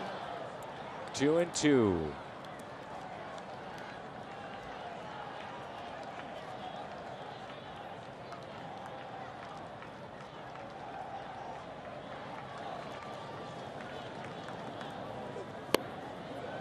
That's a good take right there by Paulie. Really good take, especially after seeing 96 at the letters 3 times in a row. Comes off with a really nice breaking ball right there, and be able to lay off that is a nice job, because that is tough to do. Good cut again. Basically trying to speed him up with those fastballs, just enough to cheat. This is what I'm talking about his maturity as far as how calm he is, especially, and it pays off at the plate because he doesn't get too excited. If he swings at a bad pitch, he just goes back, takes a deep breath, just goes right back up to the plate like it's the first pitch he's seen tonight. And it's another 3-2 pitch. Got him. Took some off it, and the strikeout, but the Cardinals strike near the top of the 8th. Harrison Bader, 2-run homer, his 2nd of the year. Cardinals tied up 3-3. Home opener has been pushed back to Friday, and our coverage will begin at 1:30. Jung Ho Gun. Solo home run back in the 3rd. Grounded into a double play and also bounced back to the pitcher. That's taken inside. Cabrera to follow, and then Shuck. Check that, Kella. His spot to follow, then Shuck.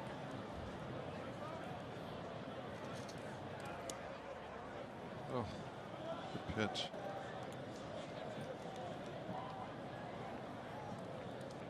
Take a look at it Tough here, pitch to Jimmy. lay off right here. Yep.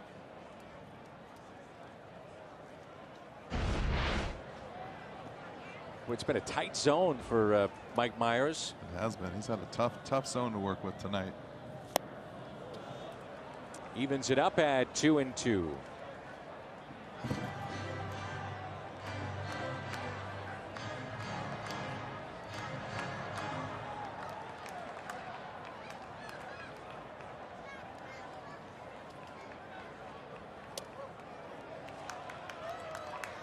Full count. Outfield basically straight away here. Guard the line down at 3rd. Goldschmidt off the line at 1st. 3-2 pitch. Bader racing in. He was playing very deep, and with his speed makes the catch. It's a very spacious center field, and for Bader, guys like yourself, there is a lot of room to cover here at PNC. Corey Dickerson will be the batter. And with that announcement, Andrew Miller will come in. Dickerson coming up. Miller coming on in a 3-3. Bio on Andrew Miller, the 6'7" lefty out of Gainesville, Florida. The MVP of the 2006 ALCS.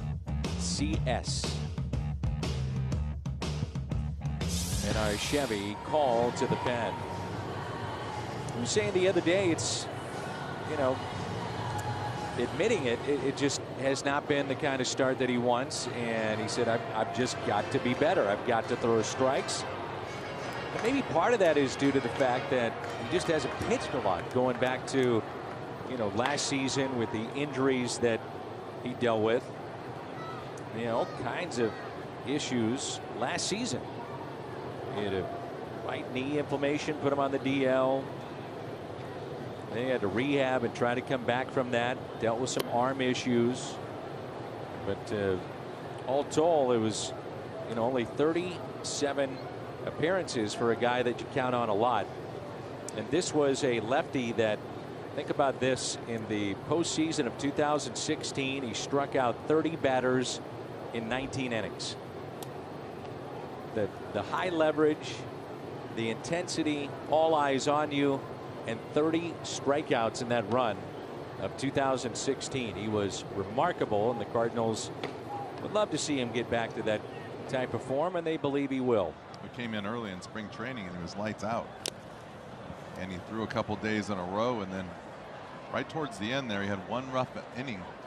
Went back out for, I think, the second inning, or went back out and struggled a little bit, and then it's kind of, not once they struggled, but hasn't been the same since. So get back on track and really start throwing strikes again and getting ahead of hitters. And you can see he's got that nasty slider to put guys away with.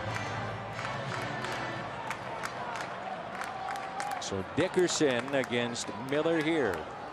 Dickerson 2 for 3, couple of walks. Their time in the American League East. And the 1-2 pitch.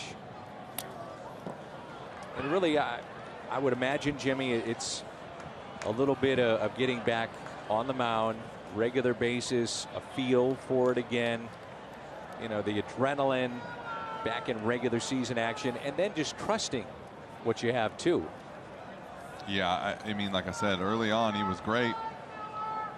I think sometimes when you struggle a couple times here and there in spring training, especially, you start trying to do little too much, look for little things to fix when there's not much to fix, and really hasn't been as good as he can be since. And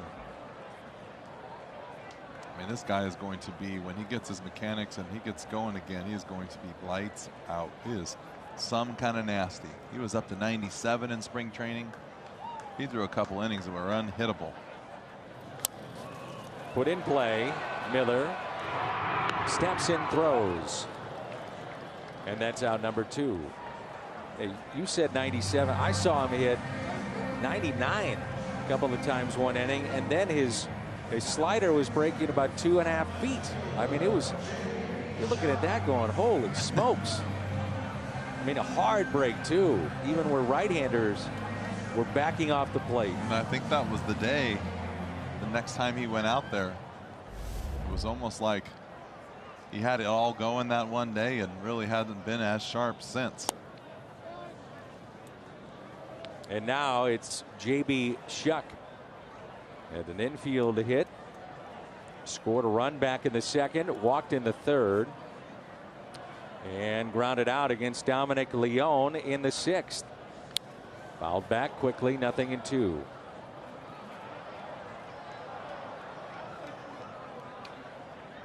Cardinals will have Martinez, Molina coming up. On the Cardinal bench, Munoz and Wieters. We don't know about the availability of Ozuna, who's a late scratch, and goodbye. Now that's what we're expecting out of Andrew Miller. Coming up, Jose Martinez on Monday came through late with this double that tied it up. Some more late inning heroics. We're about to find out. The Budweiser plays of the game. This home run got the Cardinals on the board, trailing 3-0, and then Harrison Bader, 2-run homer that tied it up 3-3. That's where we stand right now, top of the 9th. 3-3 our score. Michaelis went 5 innings, gave up 7 hits. Jamison Tyone 6 innings, then gave way to the bullpen, and now Kyle Crick, Chevy Colt to the pen for the Pittsburgh Pirates.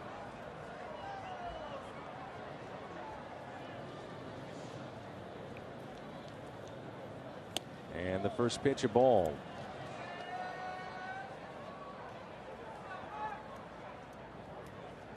It's one of the things I'm sure that the manager of the Pirates will be asked about. Taking out Jameson Taillon, taking out the other day Chris Archer. And it's early. I mean, it's the first week, and it's easy to say if you're Clint Hurdle, well, first week I got to, worry about the next 6 months. You also got to get your guys in the game down there in the bullpen too. Taillon was at 85 pitches tonight when he was lifted.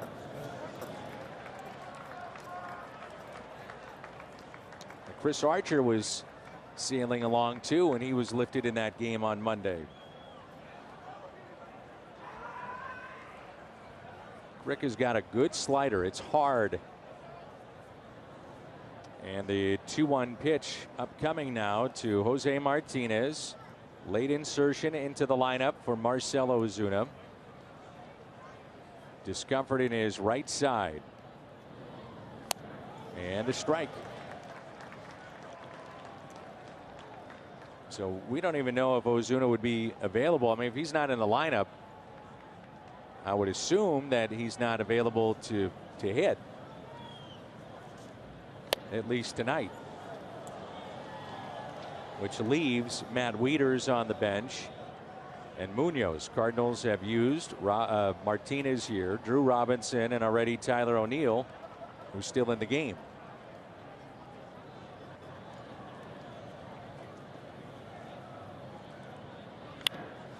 Popped up to the right side and out of play. They would have to make a decision after Yadier Molina, who's on deck. That would be Miller's spot. And then you're left with the minus Ozuna 2 position players, one of them being your backup catcher.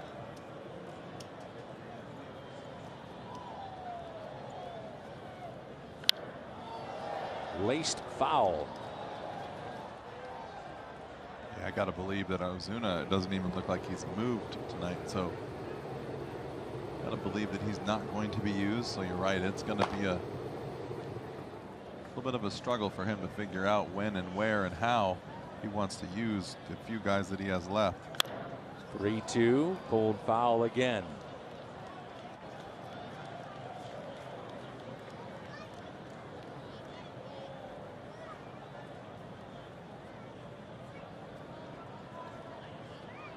I'm willing to bet somewhere down there in that dugout or underneath, Adam Wainwright is taking some swings. Yep. And the 3-2 lifted into shallow center. And the catch made by Marte. So Martinez hitless tonight, and it brings in Molina. Single to center field, struck out, and also fly to center.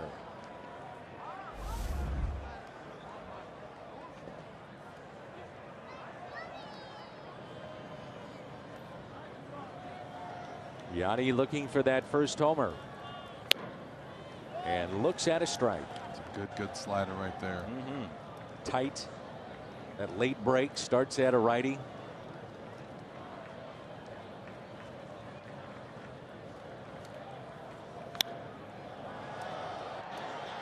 Popped up. And Bell there for out number 2. And Munoz will be the pinch hitter. One of the reasons the Cardinals liked Jairo Munoz to make the club, and there's many, but they loved his at-bats late in games, and not just looking at the numbers or righties and lefties or what he did against fastballs or sliders, but how he competed. And something that you won't find on paper, can't measure it in terms of what you see in a book. And I'm not saying he comes through here, but they did like his at-bats. Looking at video last year against some of the top relievers late in games, and some of the numbers will bear that out, late inning situations, but they love how he competed against some of the top relievers in baseball. Well, I think he got better and better as the year went on. Also learned a lot last year. He made some huge improvements over the course of the season. Probably, if easily, the most improved player that I watched last year. He's chased that slider now a couple of times. Tough pitch. 1-2. The big slider, like I said, and get the movement on the thing. Flips it up there too, doesn't he? Got him. Went with it. Got him to swing at it 3 different times. So in a tie game, Cardinals go with Gant. 3-3 midway through 9. Valuable John Gant was to the Cardinals. And here we are in team game number 6. And Jimmy, appearance number 4 already for John Gant. You see the numbers right there has been pretty good, if not great, so far this year. Turning himself into a nice little workhorse early on in the season.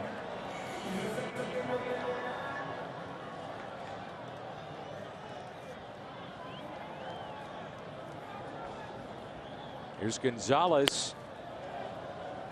And the first pitch taken for a ball.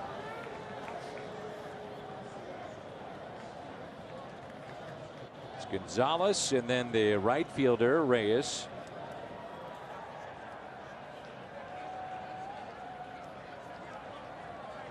And the top of the lineup, Frazier. Matt Carpenter about 2 steps away from third base on the line. There's a strike.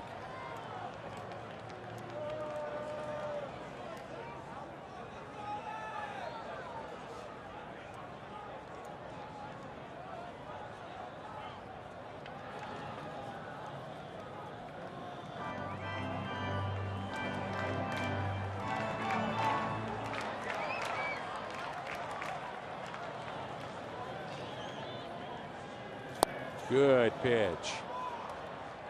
Gant's got that mid-90s fastball, the Vulcan grip on the changeup, and also a good curveball. Here's that changeup right here. Really nice changeup.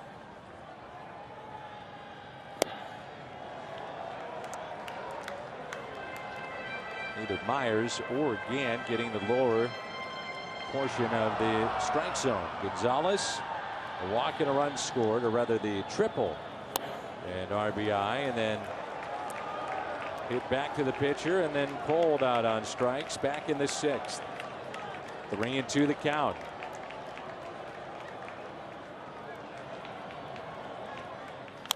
Ground ball foul.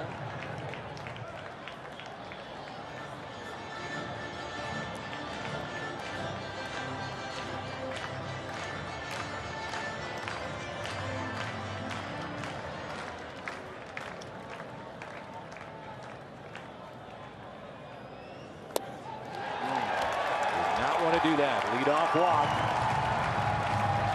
to start the bottom of the 9th, and the winning run is aboard.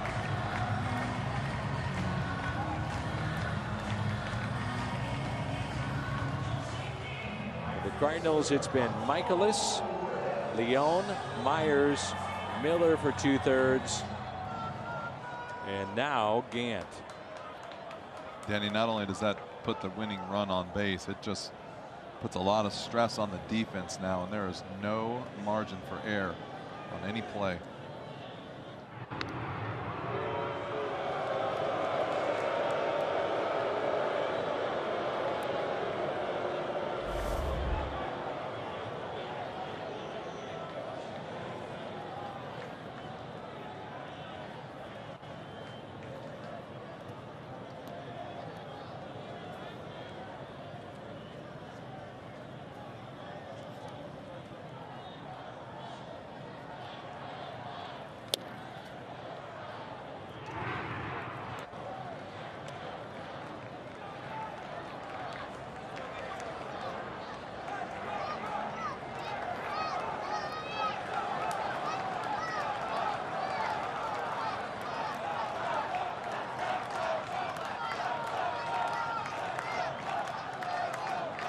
And would love that ground ball. And the 1-0 pitch, running, Yachty throwing, the pick, the tag, no. And DeJong apparently dropped the ball.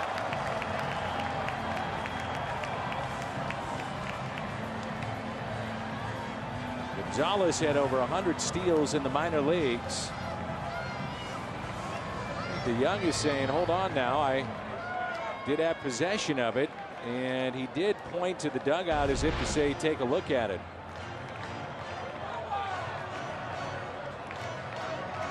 I was going to say, I don't think he dropped the ball. I No. think it's just at the end he wanted to make sure he didn't come off the bag. Down to me. You're going to have to look at this, wouldn't you think? Yeah. We got nothing to lose in the challenge here.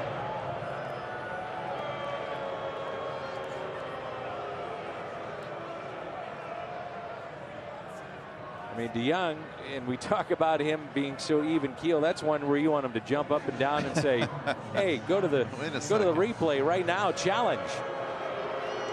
I think he was just a little worried that he tagged the backhand and the front hand was already in there. This is where you're taught, though, now to hold the tag because of the runner coming off the bag. Real good look at it again. I think that left hand will sneak in there as he tags up the middle of his chest right there. He hits his forearm.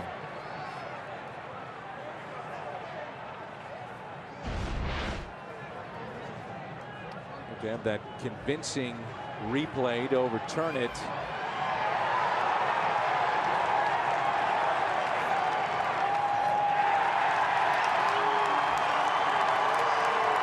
So the call stands, and now the winning run in scoring position, and it changed the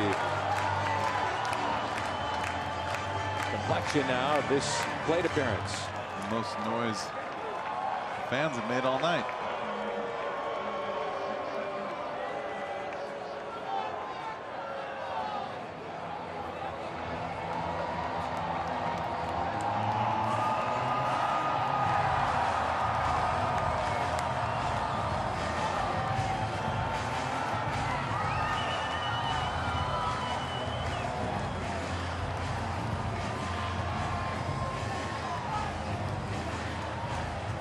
Got Frazier on deck, who is 3 for 4. You've already used Miller, your lefty, to get out a couple lefties last inning.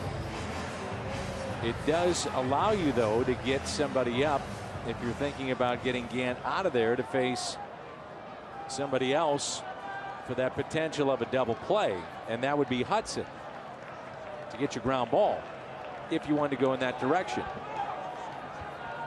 which might be the way that Mike Shield wants to handle it. We'll see. And Dakota Hudson is trying to get warm in a hurry. Oh, there he goes. Yeah. And, you know, he's been a starter, so it's going to be tough for him to get ready that fast. Corners are in now, and a pickoff back in safely, which is probably by design to give him more time to get loose. Just don't throw it away.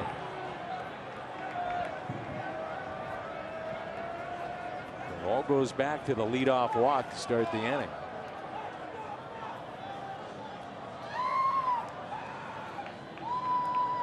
Both corners are charging, Carpenter and Goldschmidt. Fly ball hit down the right field line and out of play.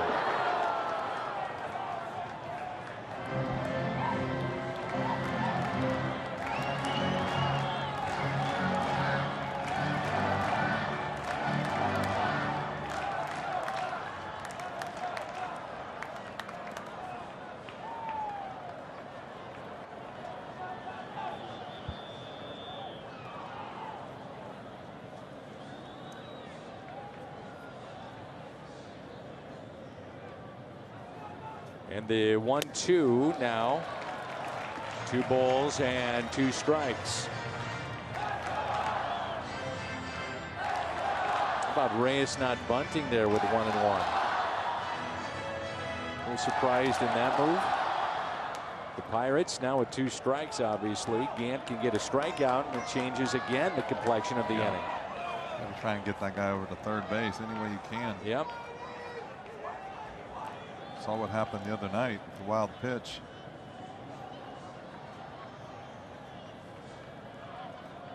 Gant gets the strikeout. Boy, is that big. And the first out recorded here in the home half of the ninth.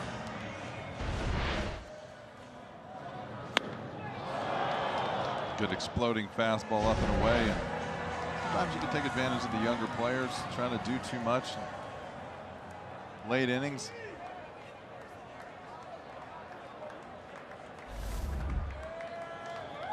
One of the hottest hitters is Frazier. Now, if you'd fall behind with him, you might put him on. We'll see. He's got 3 hits tonight. Strike one. Throw him a couple of curveballs and changeups, try to keep the ball in the infield. Yeah. See how he swings at it. Dakota Hudson appears to be warm. He's now just standing on the bullpen mound.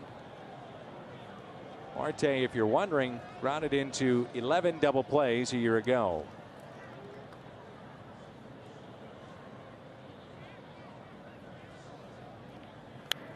Oh, 2.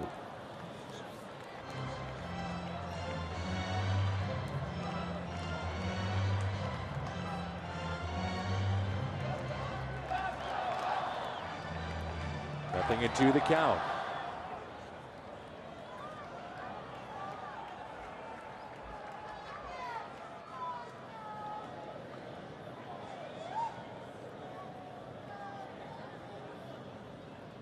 Can he put Frazier away? Nothing into the count. Gant stepping off the rubber.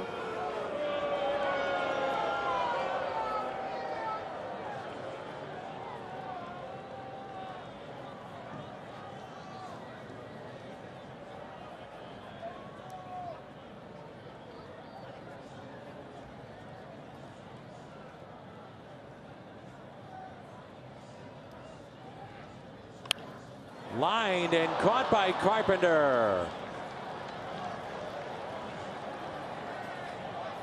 So positioned properly, and the Cardinals get a line out off the bat of their hottest hitter right now tonight in Frazier. Sometimes you got to have a little luck too, huh? Wow. Ball comes off the bat. I think the game is over. Initially, I was surprised the Cardinals were pitching to Frazier, but they get the out. Now Marte, and again, first base open. Do you want to deal with Marte or do you want to deal with Cervelli?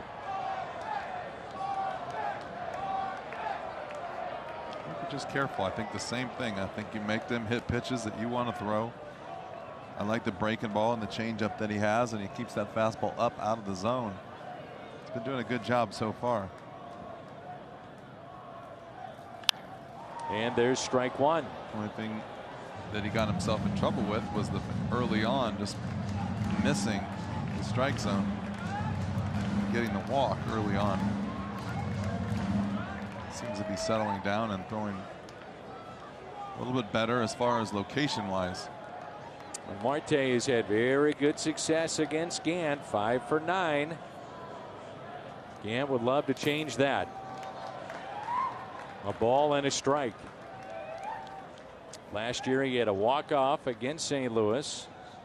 It was on the 27th of April. It was a leadoff walk, then a strikeout, line out, and now 1 ball and 1 strike.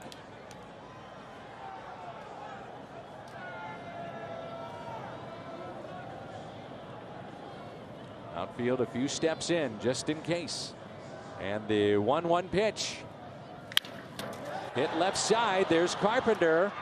And John Gant pitches around a leadoff walk. And with that, will send us to the 10. We're tied up. Score, Miles Michaelis went 5 innings. Harrison Bader, big 2-run shot, his second of the year to tie the game up at 3. Tyone went 7 for the Pirates. Jung Ho Gun 1 for 4 with a solo home run. Nick Birdie, Chevy called to the pen, his 3rd appearance. Ooh, the Cardinals survived that bottom of the 9th after a leadoff walk. That leadoff walk would have been big right there. John Gant did a really nice job. I think if you you start to watch Yachty go to work when the game gets really tight and he really starts to get really emphatic about how he wants things done and where he wants the ball, and you can see him start to move around a little bit more. It really works with the pitcher's strengths, and I think John Gant did a nice job after that walk of settling down and throwing the ball to the glove, trusting what Yachty wanted to do. It's Wong, Bader, O'Neill, and the first pitch popped foul and out of play. Colton Wong walked back in the 8th, and then a 2-run homer hit by Harrison Bader in the 8th inning.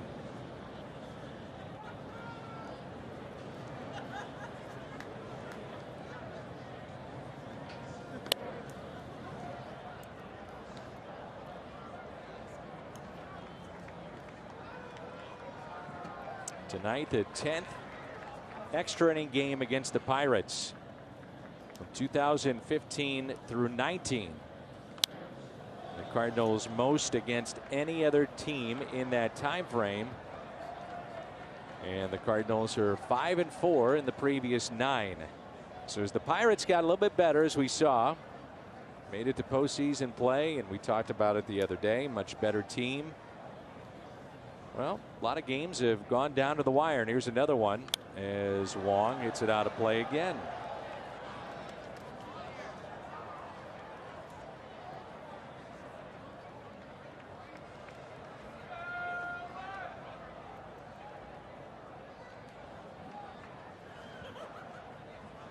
One and two the count.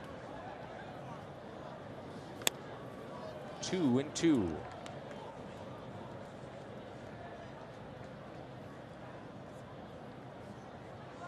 Big gap in right center. He hits that gap. That's a triple. The speed of Colton Wong as they shade him to the opposite way. Fouled back.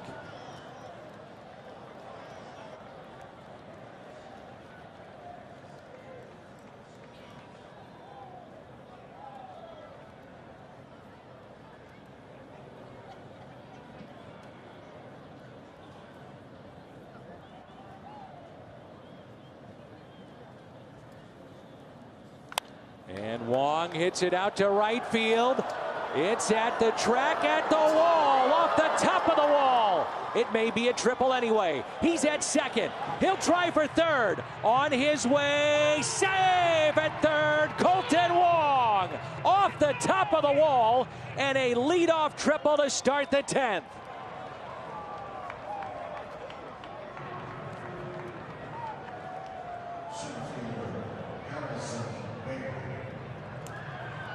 Colton almost picked up home run number 4 here in the opening week. Danny, I thought he did it again. You see this ball. He doesn't hit it hard, but he gets enough of it. This is a short porch and right. And I'm thinking to myself, he did it again. Just missed having a home run by about 3 or 4 feet. Hustling all the way. Great job by Pop Warner getting him to slide on the outfield side of the bag. Now is when it gets interesting. There's a lot of games to be played now.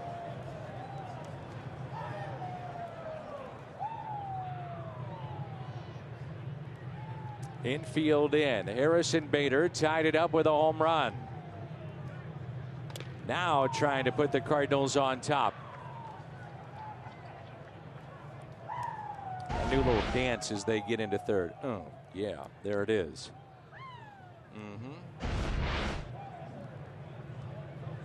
And my partner, the Hall of Famer, Cardinals Hall of Famer, Jim Edmonds, nods in approval. Up and in to Bader. Don't you, Jimmy? Saw a lot of that dance this spring training. Yeah, you did. Actually, not a lot of it because there wasn't a lot going on. But but when it happened, you saw. When it happens, they are letting it fly. 2-0 the count on Bader.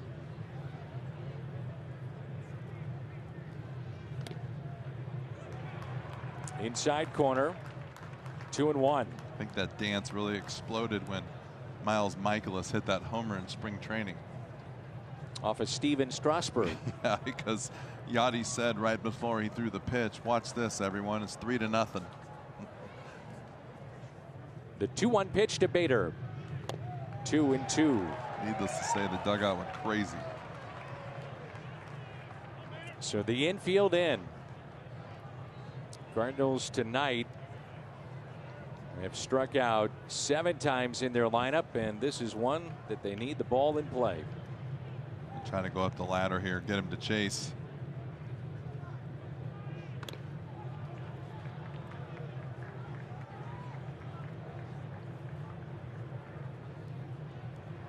Last Cardinals triple, by the way, against Pittsburgh was Daniel Ponce de Leon. Now it's Colton Wong. 3-2 the count on Bader with the infield in.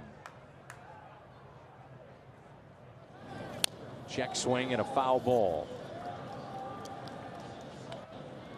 It was Wong's 20th career triple.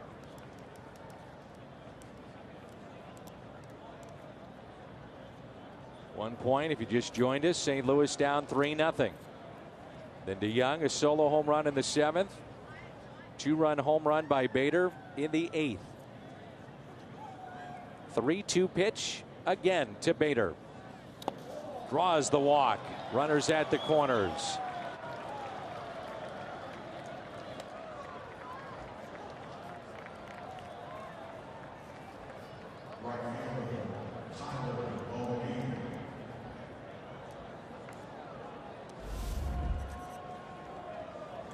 Now Tyler O'Neill, key at bat on Monday was a double hit down the left field line. Grounded to third, back in the 8th, late replacement in this game, and let's see how the Pirates want to play this. Ray Search coming out. Runners at the corners. All right, Jimmy, take me inside this at bat. You're talking to Tyler O'Neill. What's your advice for this young man? Trying to look for a fly ball to right center field. And the reason why I want to hit it to right center field is that keeps me on all the breaking stuff, especially if he hangs one early in the count. You're not trying to pull the ball, not trying to do too much. You literally just want to get this run home as early as you can get it done. Also, I'm thinking right here, you got Bader on first. Kind of get the timing of the pitcher. You might want to turn him loose too to see if you can't get something started. Kind of create a little chaos out there.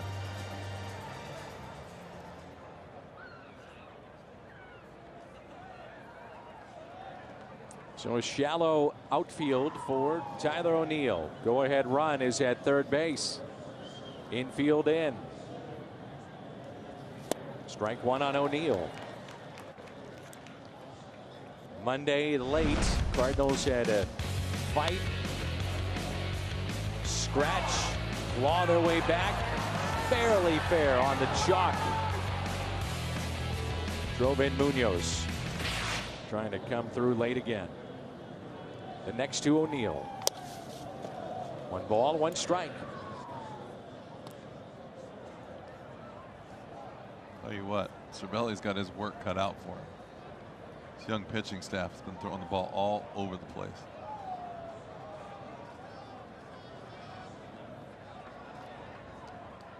Room on that right side of the infield. They play him to pull. The next to Tyler O'Neill. Hits it through the right side and a base hit. And the Cardinals go on top. Tyler O'Neill makes it 4-3 St. Louis.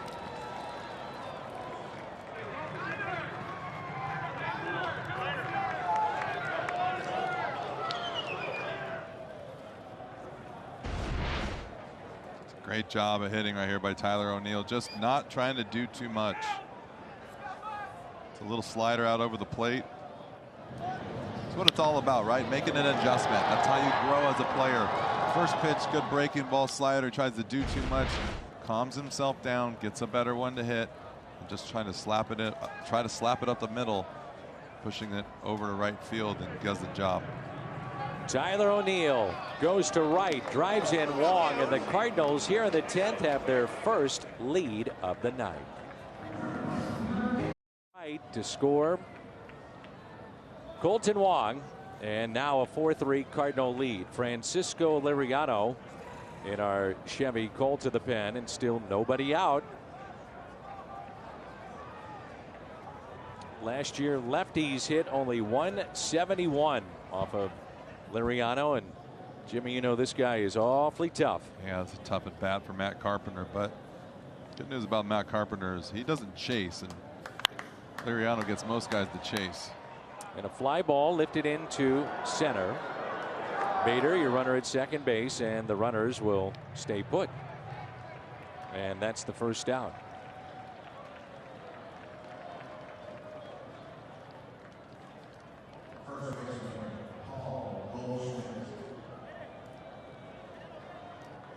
Brings in Goldschmidt. 0 for 4 tonight. In his career, 3 for 7 against this lefty.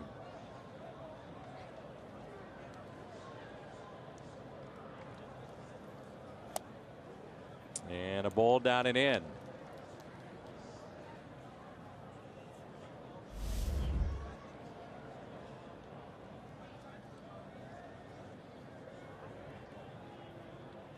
Good speed. O'Neill, your runner at first. Bader at second.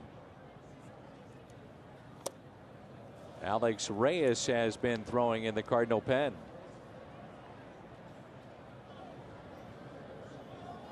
Two balls, no strikes on the Cardinal first baseman. Paul DeJong at the on deck circle. And again, room on the right side in that infield, and 3-0. And you know he's got the green light here.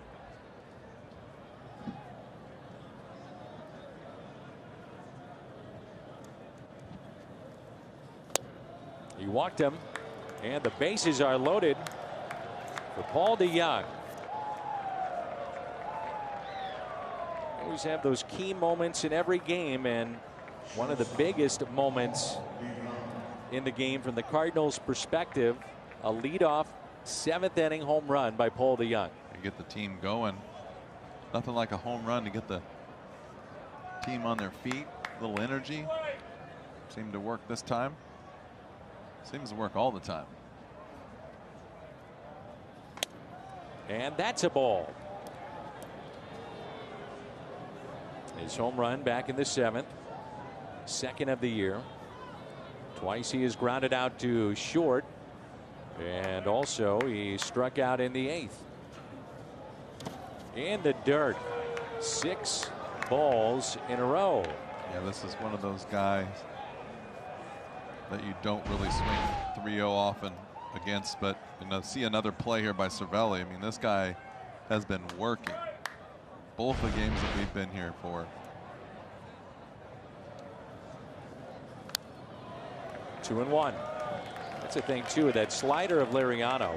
Here Bader getting down the line. I mean, he buries that in the dirt. That can get away.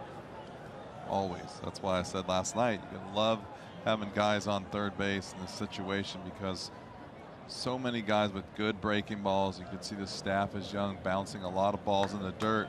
Cervelli doing a great job, but he can't do it every time.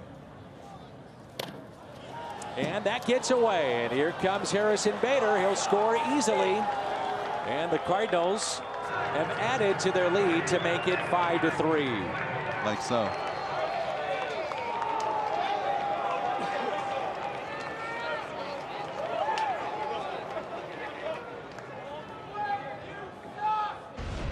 Wild pitch charged to Liriano.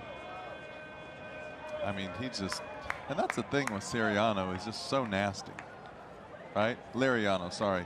So nasty. Cervelli just cannot do everything all the time.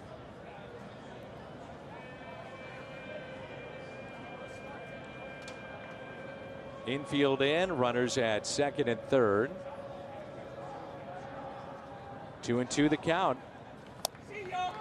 Inside corner, no argument from Paul DeJong.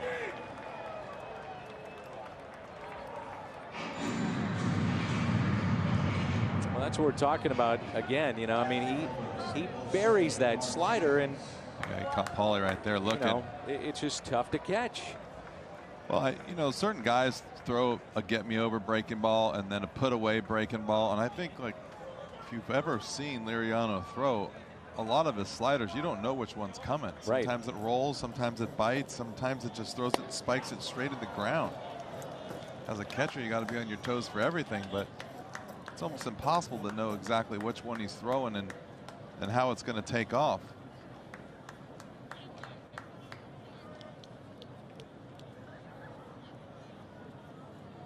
Now Jose Martinez, runners at second and third.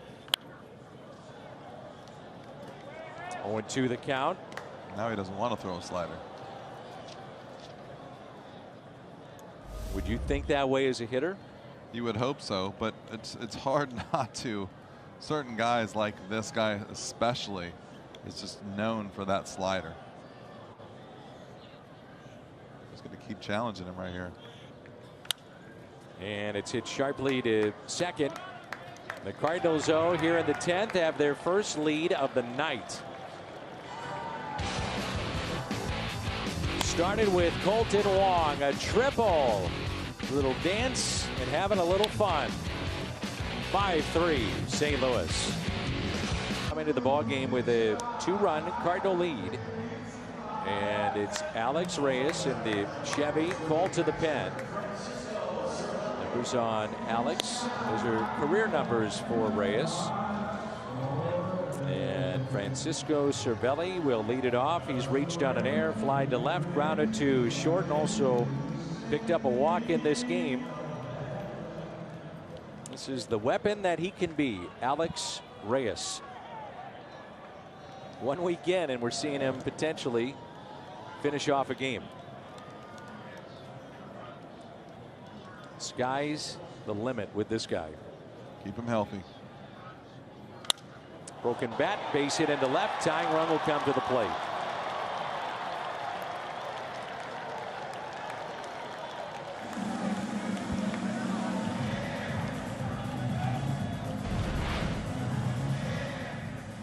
Get me over fastball, and Cervelli was ready for it.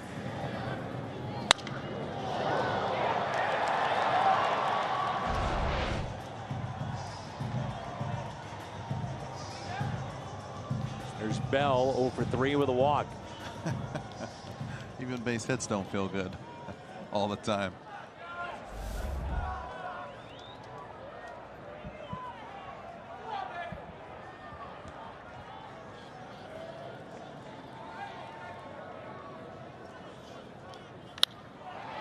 Out to left. And the catch made by Martinez. May have been battling the lights. Do you get that here, Jimmy? Yeah, you get it in every ballpark, and it's just a certain level of a fly ball going into the gap for the left fielder. This one's not as bad. The light bank or the light banks aren't as big here as they are in some ballparks, but definitely gets in there. I played with some guys that played left field, and they played way in the gap because they didn't want to deal with it. Is that right? Yeah, so you can't play like that all the time. This guy's a threat here at the plate. Jung Ho Kang with the tremendous spring, and then his home run tonight back in the third. And he represents the tying run here in the home half of the 10th.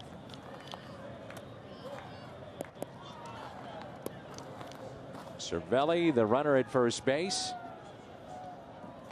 And Reyes would love the ground ball and a double play and send us home. And guys are ready to get home too. Spring training, Memphis, Milwaukee, Pittsburgh, and ready to head home. But they'd love to do it with a 2-game sweep. The 2-0 pitch. Outside, they're staying away. Colin Moran has moved to the on-deck circle. Cardinals have seen Michaelis, Leone, Myers, Miller, Gant. And now Reyes. Fastball in there for a strike in 97.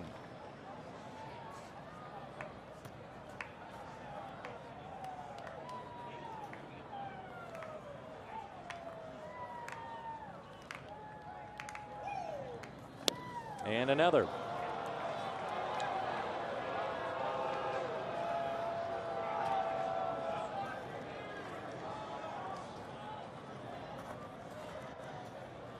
Three-two pitch. Now where in the world is that pitch? Wow. Doesn't go Reyes' way. Yachty held it there, and the Pirates will have runners at first and second. We've missed some pitches in the last couple of days, but this one's borderline ridiculous. Hunter Winkelstad is a good umpire, too. I don't understand that.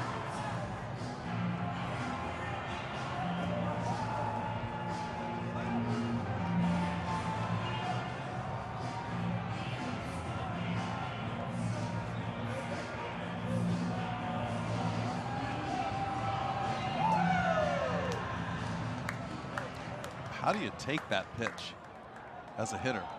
On 3-2. Straight fastball, 3-2, game on the line. Imagine being in your backyard and all those days and 3-2 and the bases loaded in the World Series and take ball 4. You're hacking, aren't you? Heck yeah, you're hacking. Gosh. Colin Moran. Big home opener for this left-handed batter, and a big swing. And there's strike one. Cardinals trying to make John Gant a winner. Trying to become the first ever Cardinal with 2 wins and a save in the first 6 games. That's how valuable he's been. And the Cardinals 2 outs away from doing it. Some work to be done.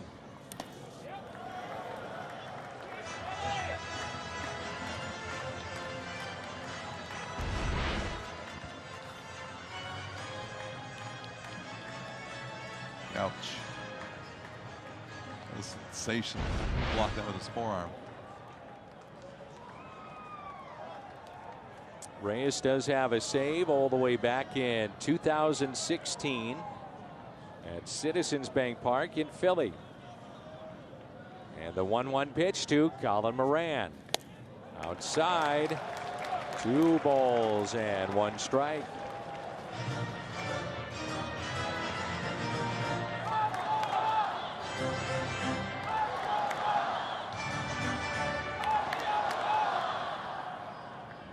Dakota Hudson back up and throwing in the pen.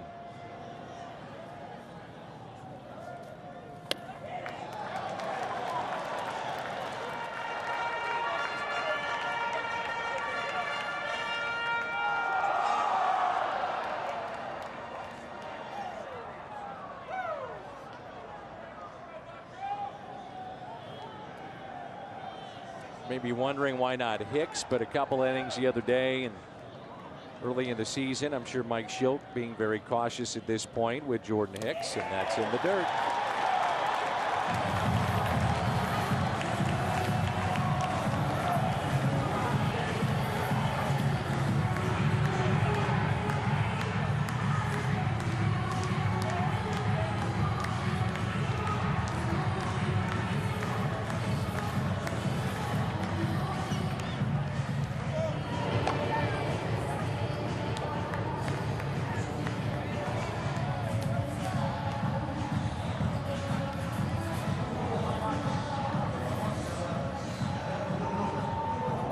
Dakota Hudson coming on.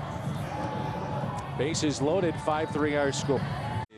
Right-hander Dakota Hudson. Cardinals are able to use him because of the schedule and how it plays out in the off days. Move him from the rotation to the bullpen, albeit briefly, and then he'll go back in the Cardinal rotation. But welcome back to the bullpen, and here you go. You're in the 10th inning. Cardinals have a 5-3 lead and only 1 out, and the bases are loaded. And this is J.B. Shuck. That's where you love that ground ball from Dakota Hudson. He had a situation like this in one of his final starts in spring, twice in the 3rd inning and then in the 5th inning, and got ground balls with bases loaded jams and got out of them. He'd love to do that here.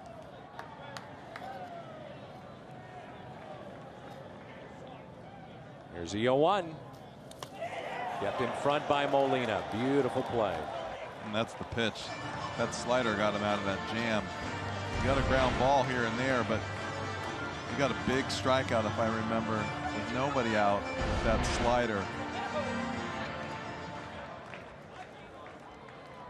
Told them that was one of the best innings I'd ever seen a young player pitch with what he did and battled adversity with the defense, giving away a couple of outs and bases loaded and no one out. Just off the plate. And it's 2-1.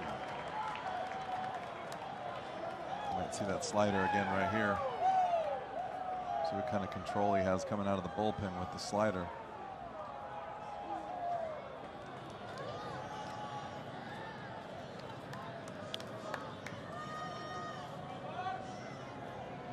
The 2-1 pitch.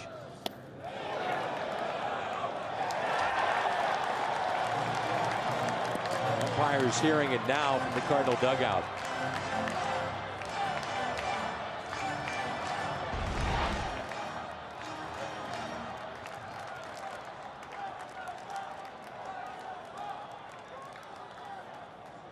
Yikes.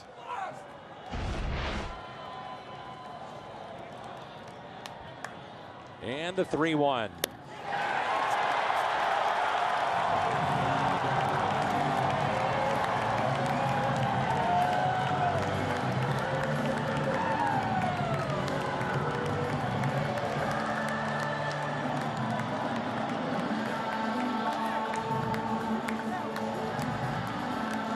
Well, you had the and again, it's not to make excuses, it's just facts. He had a strike that was called a ball on DeJong.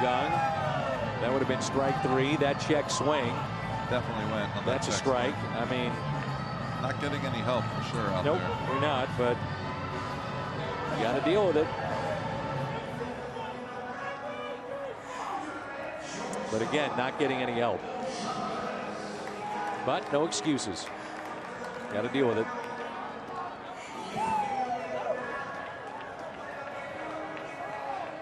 Man, oh man.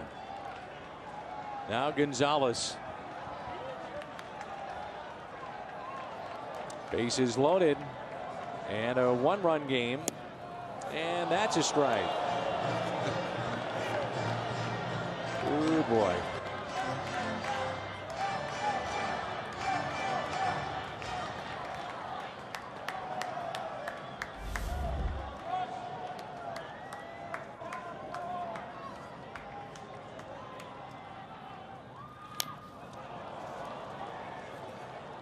May have caught Molina.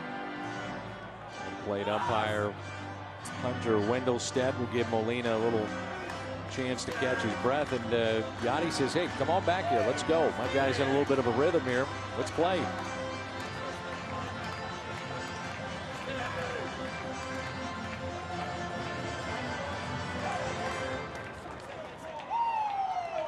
Nothing at 2.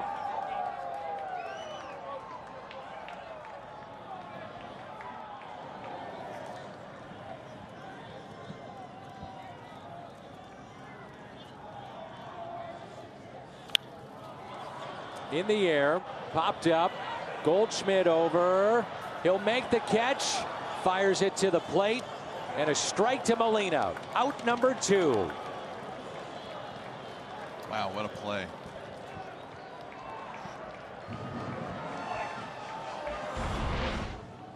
This is a last-minute decision whether you catch this ball or you don't catch this ball.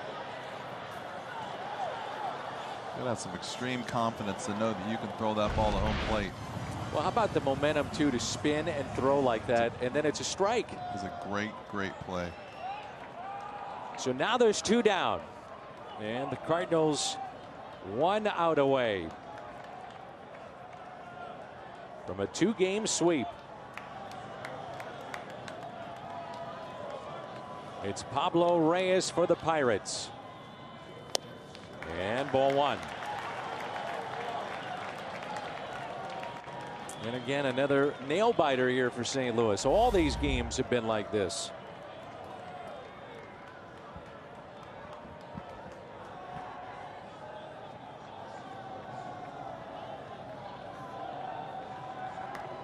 And the 1-0 pitch to Reyes. 2-0. See Mike Schilt, his manager, applauding Dakota Hudson. Some encouragement along with his teammates there in the Cardinal dugout. Tying run is down at third. Winning run at second base.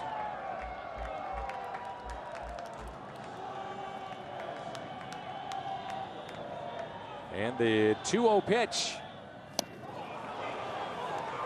Boy, that would have been borderline the way this strike zone has been and may have chased ball three. Instead, 2-1.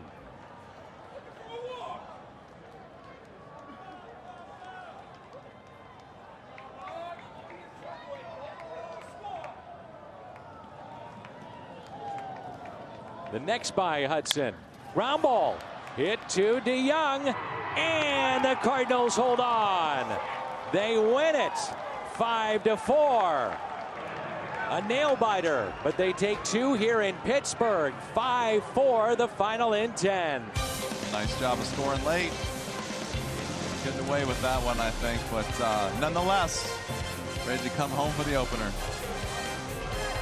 Another dramatic win for the Cardinals, down 3-0 late, and they win it 5-4 in extra innings. Post-game show next.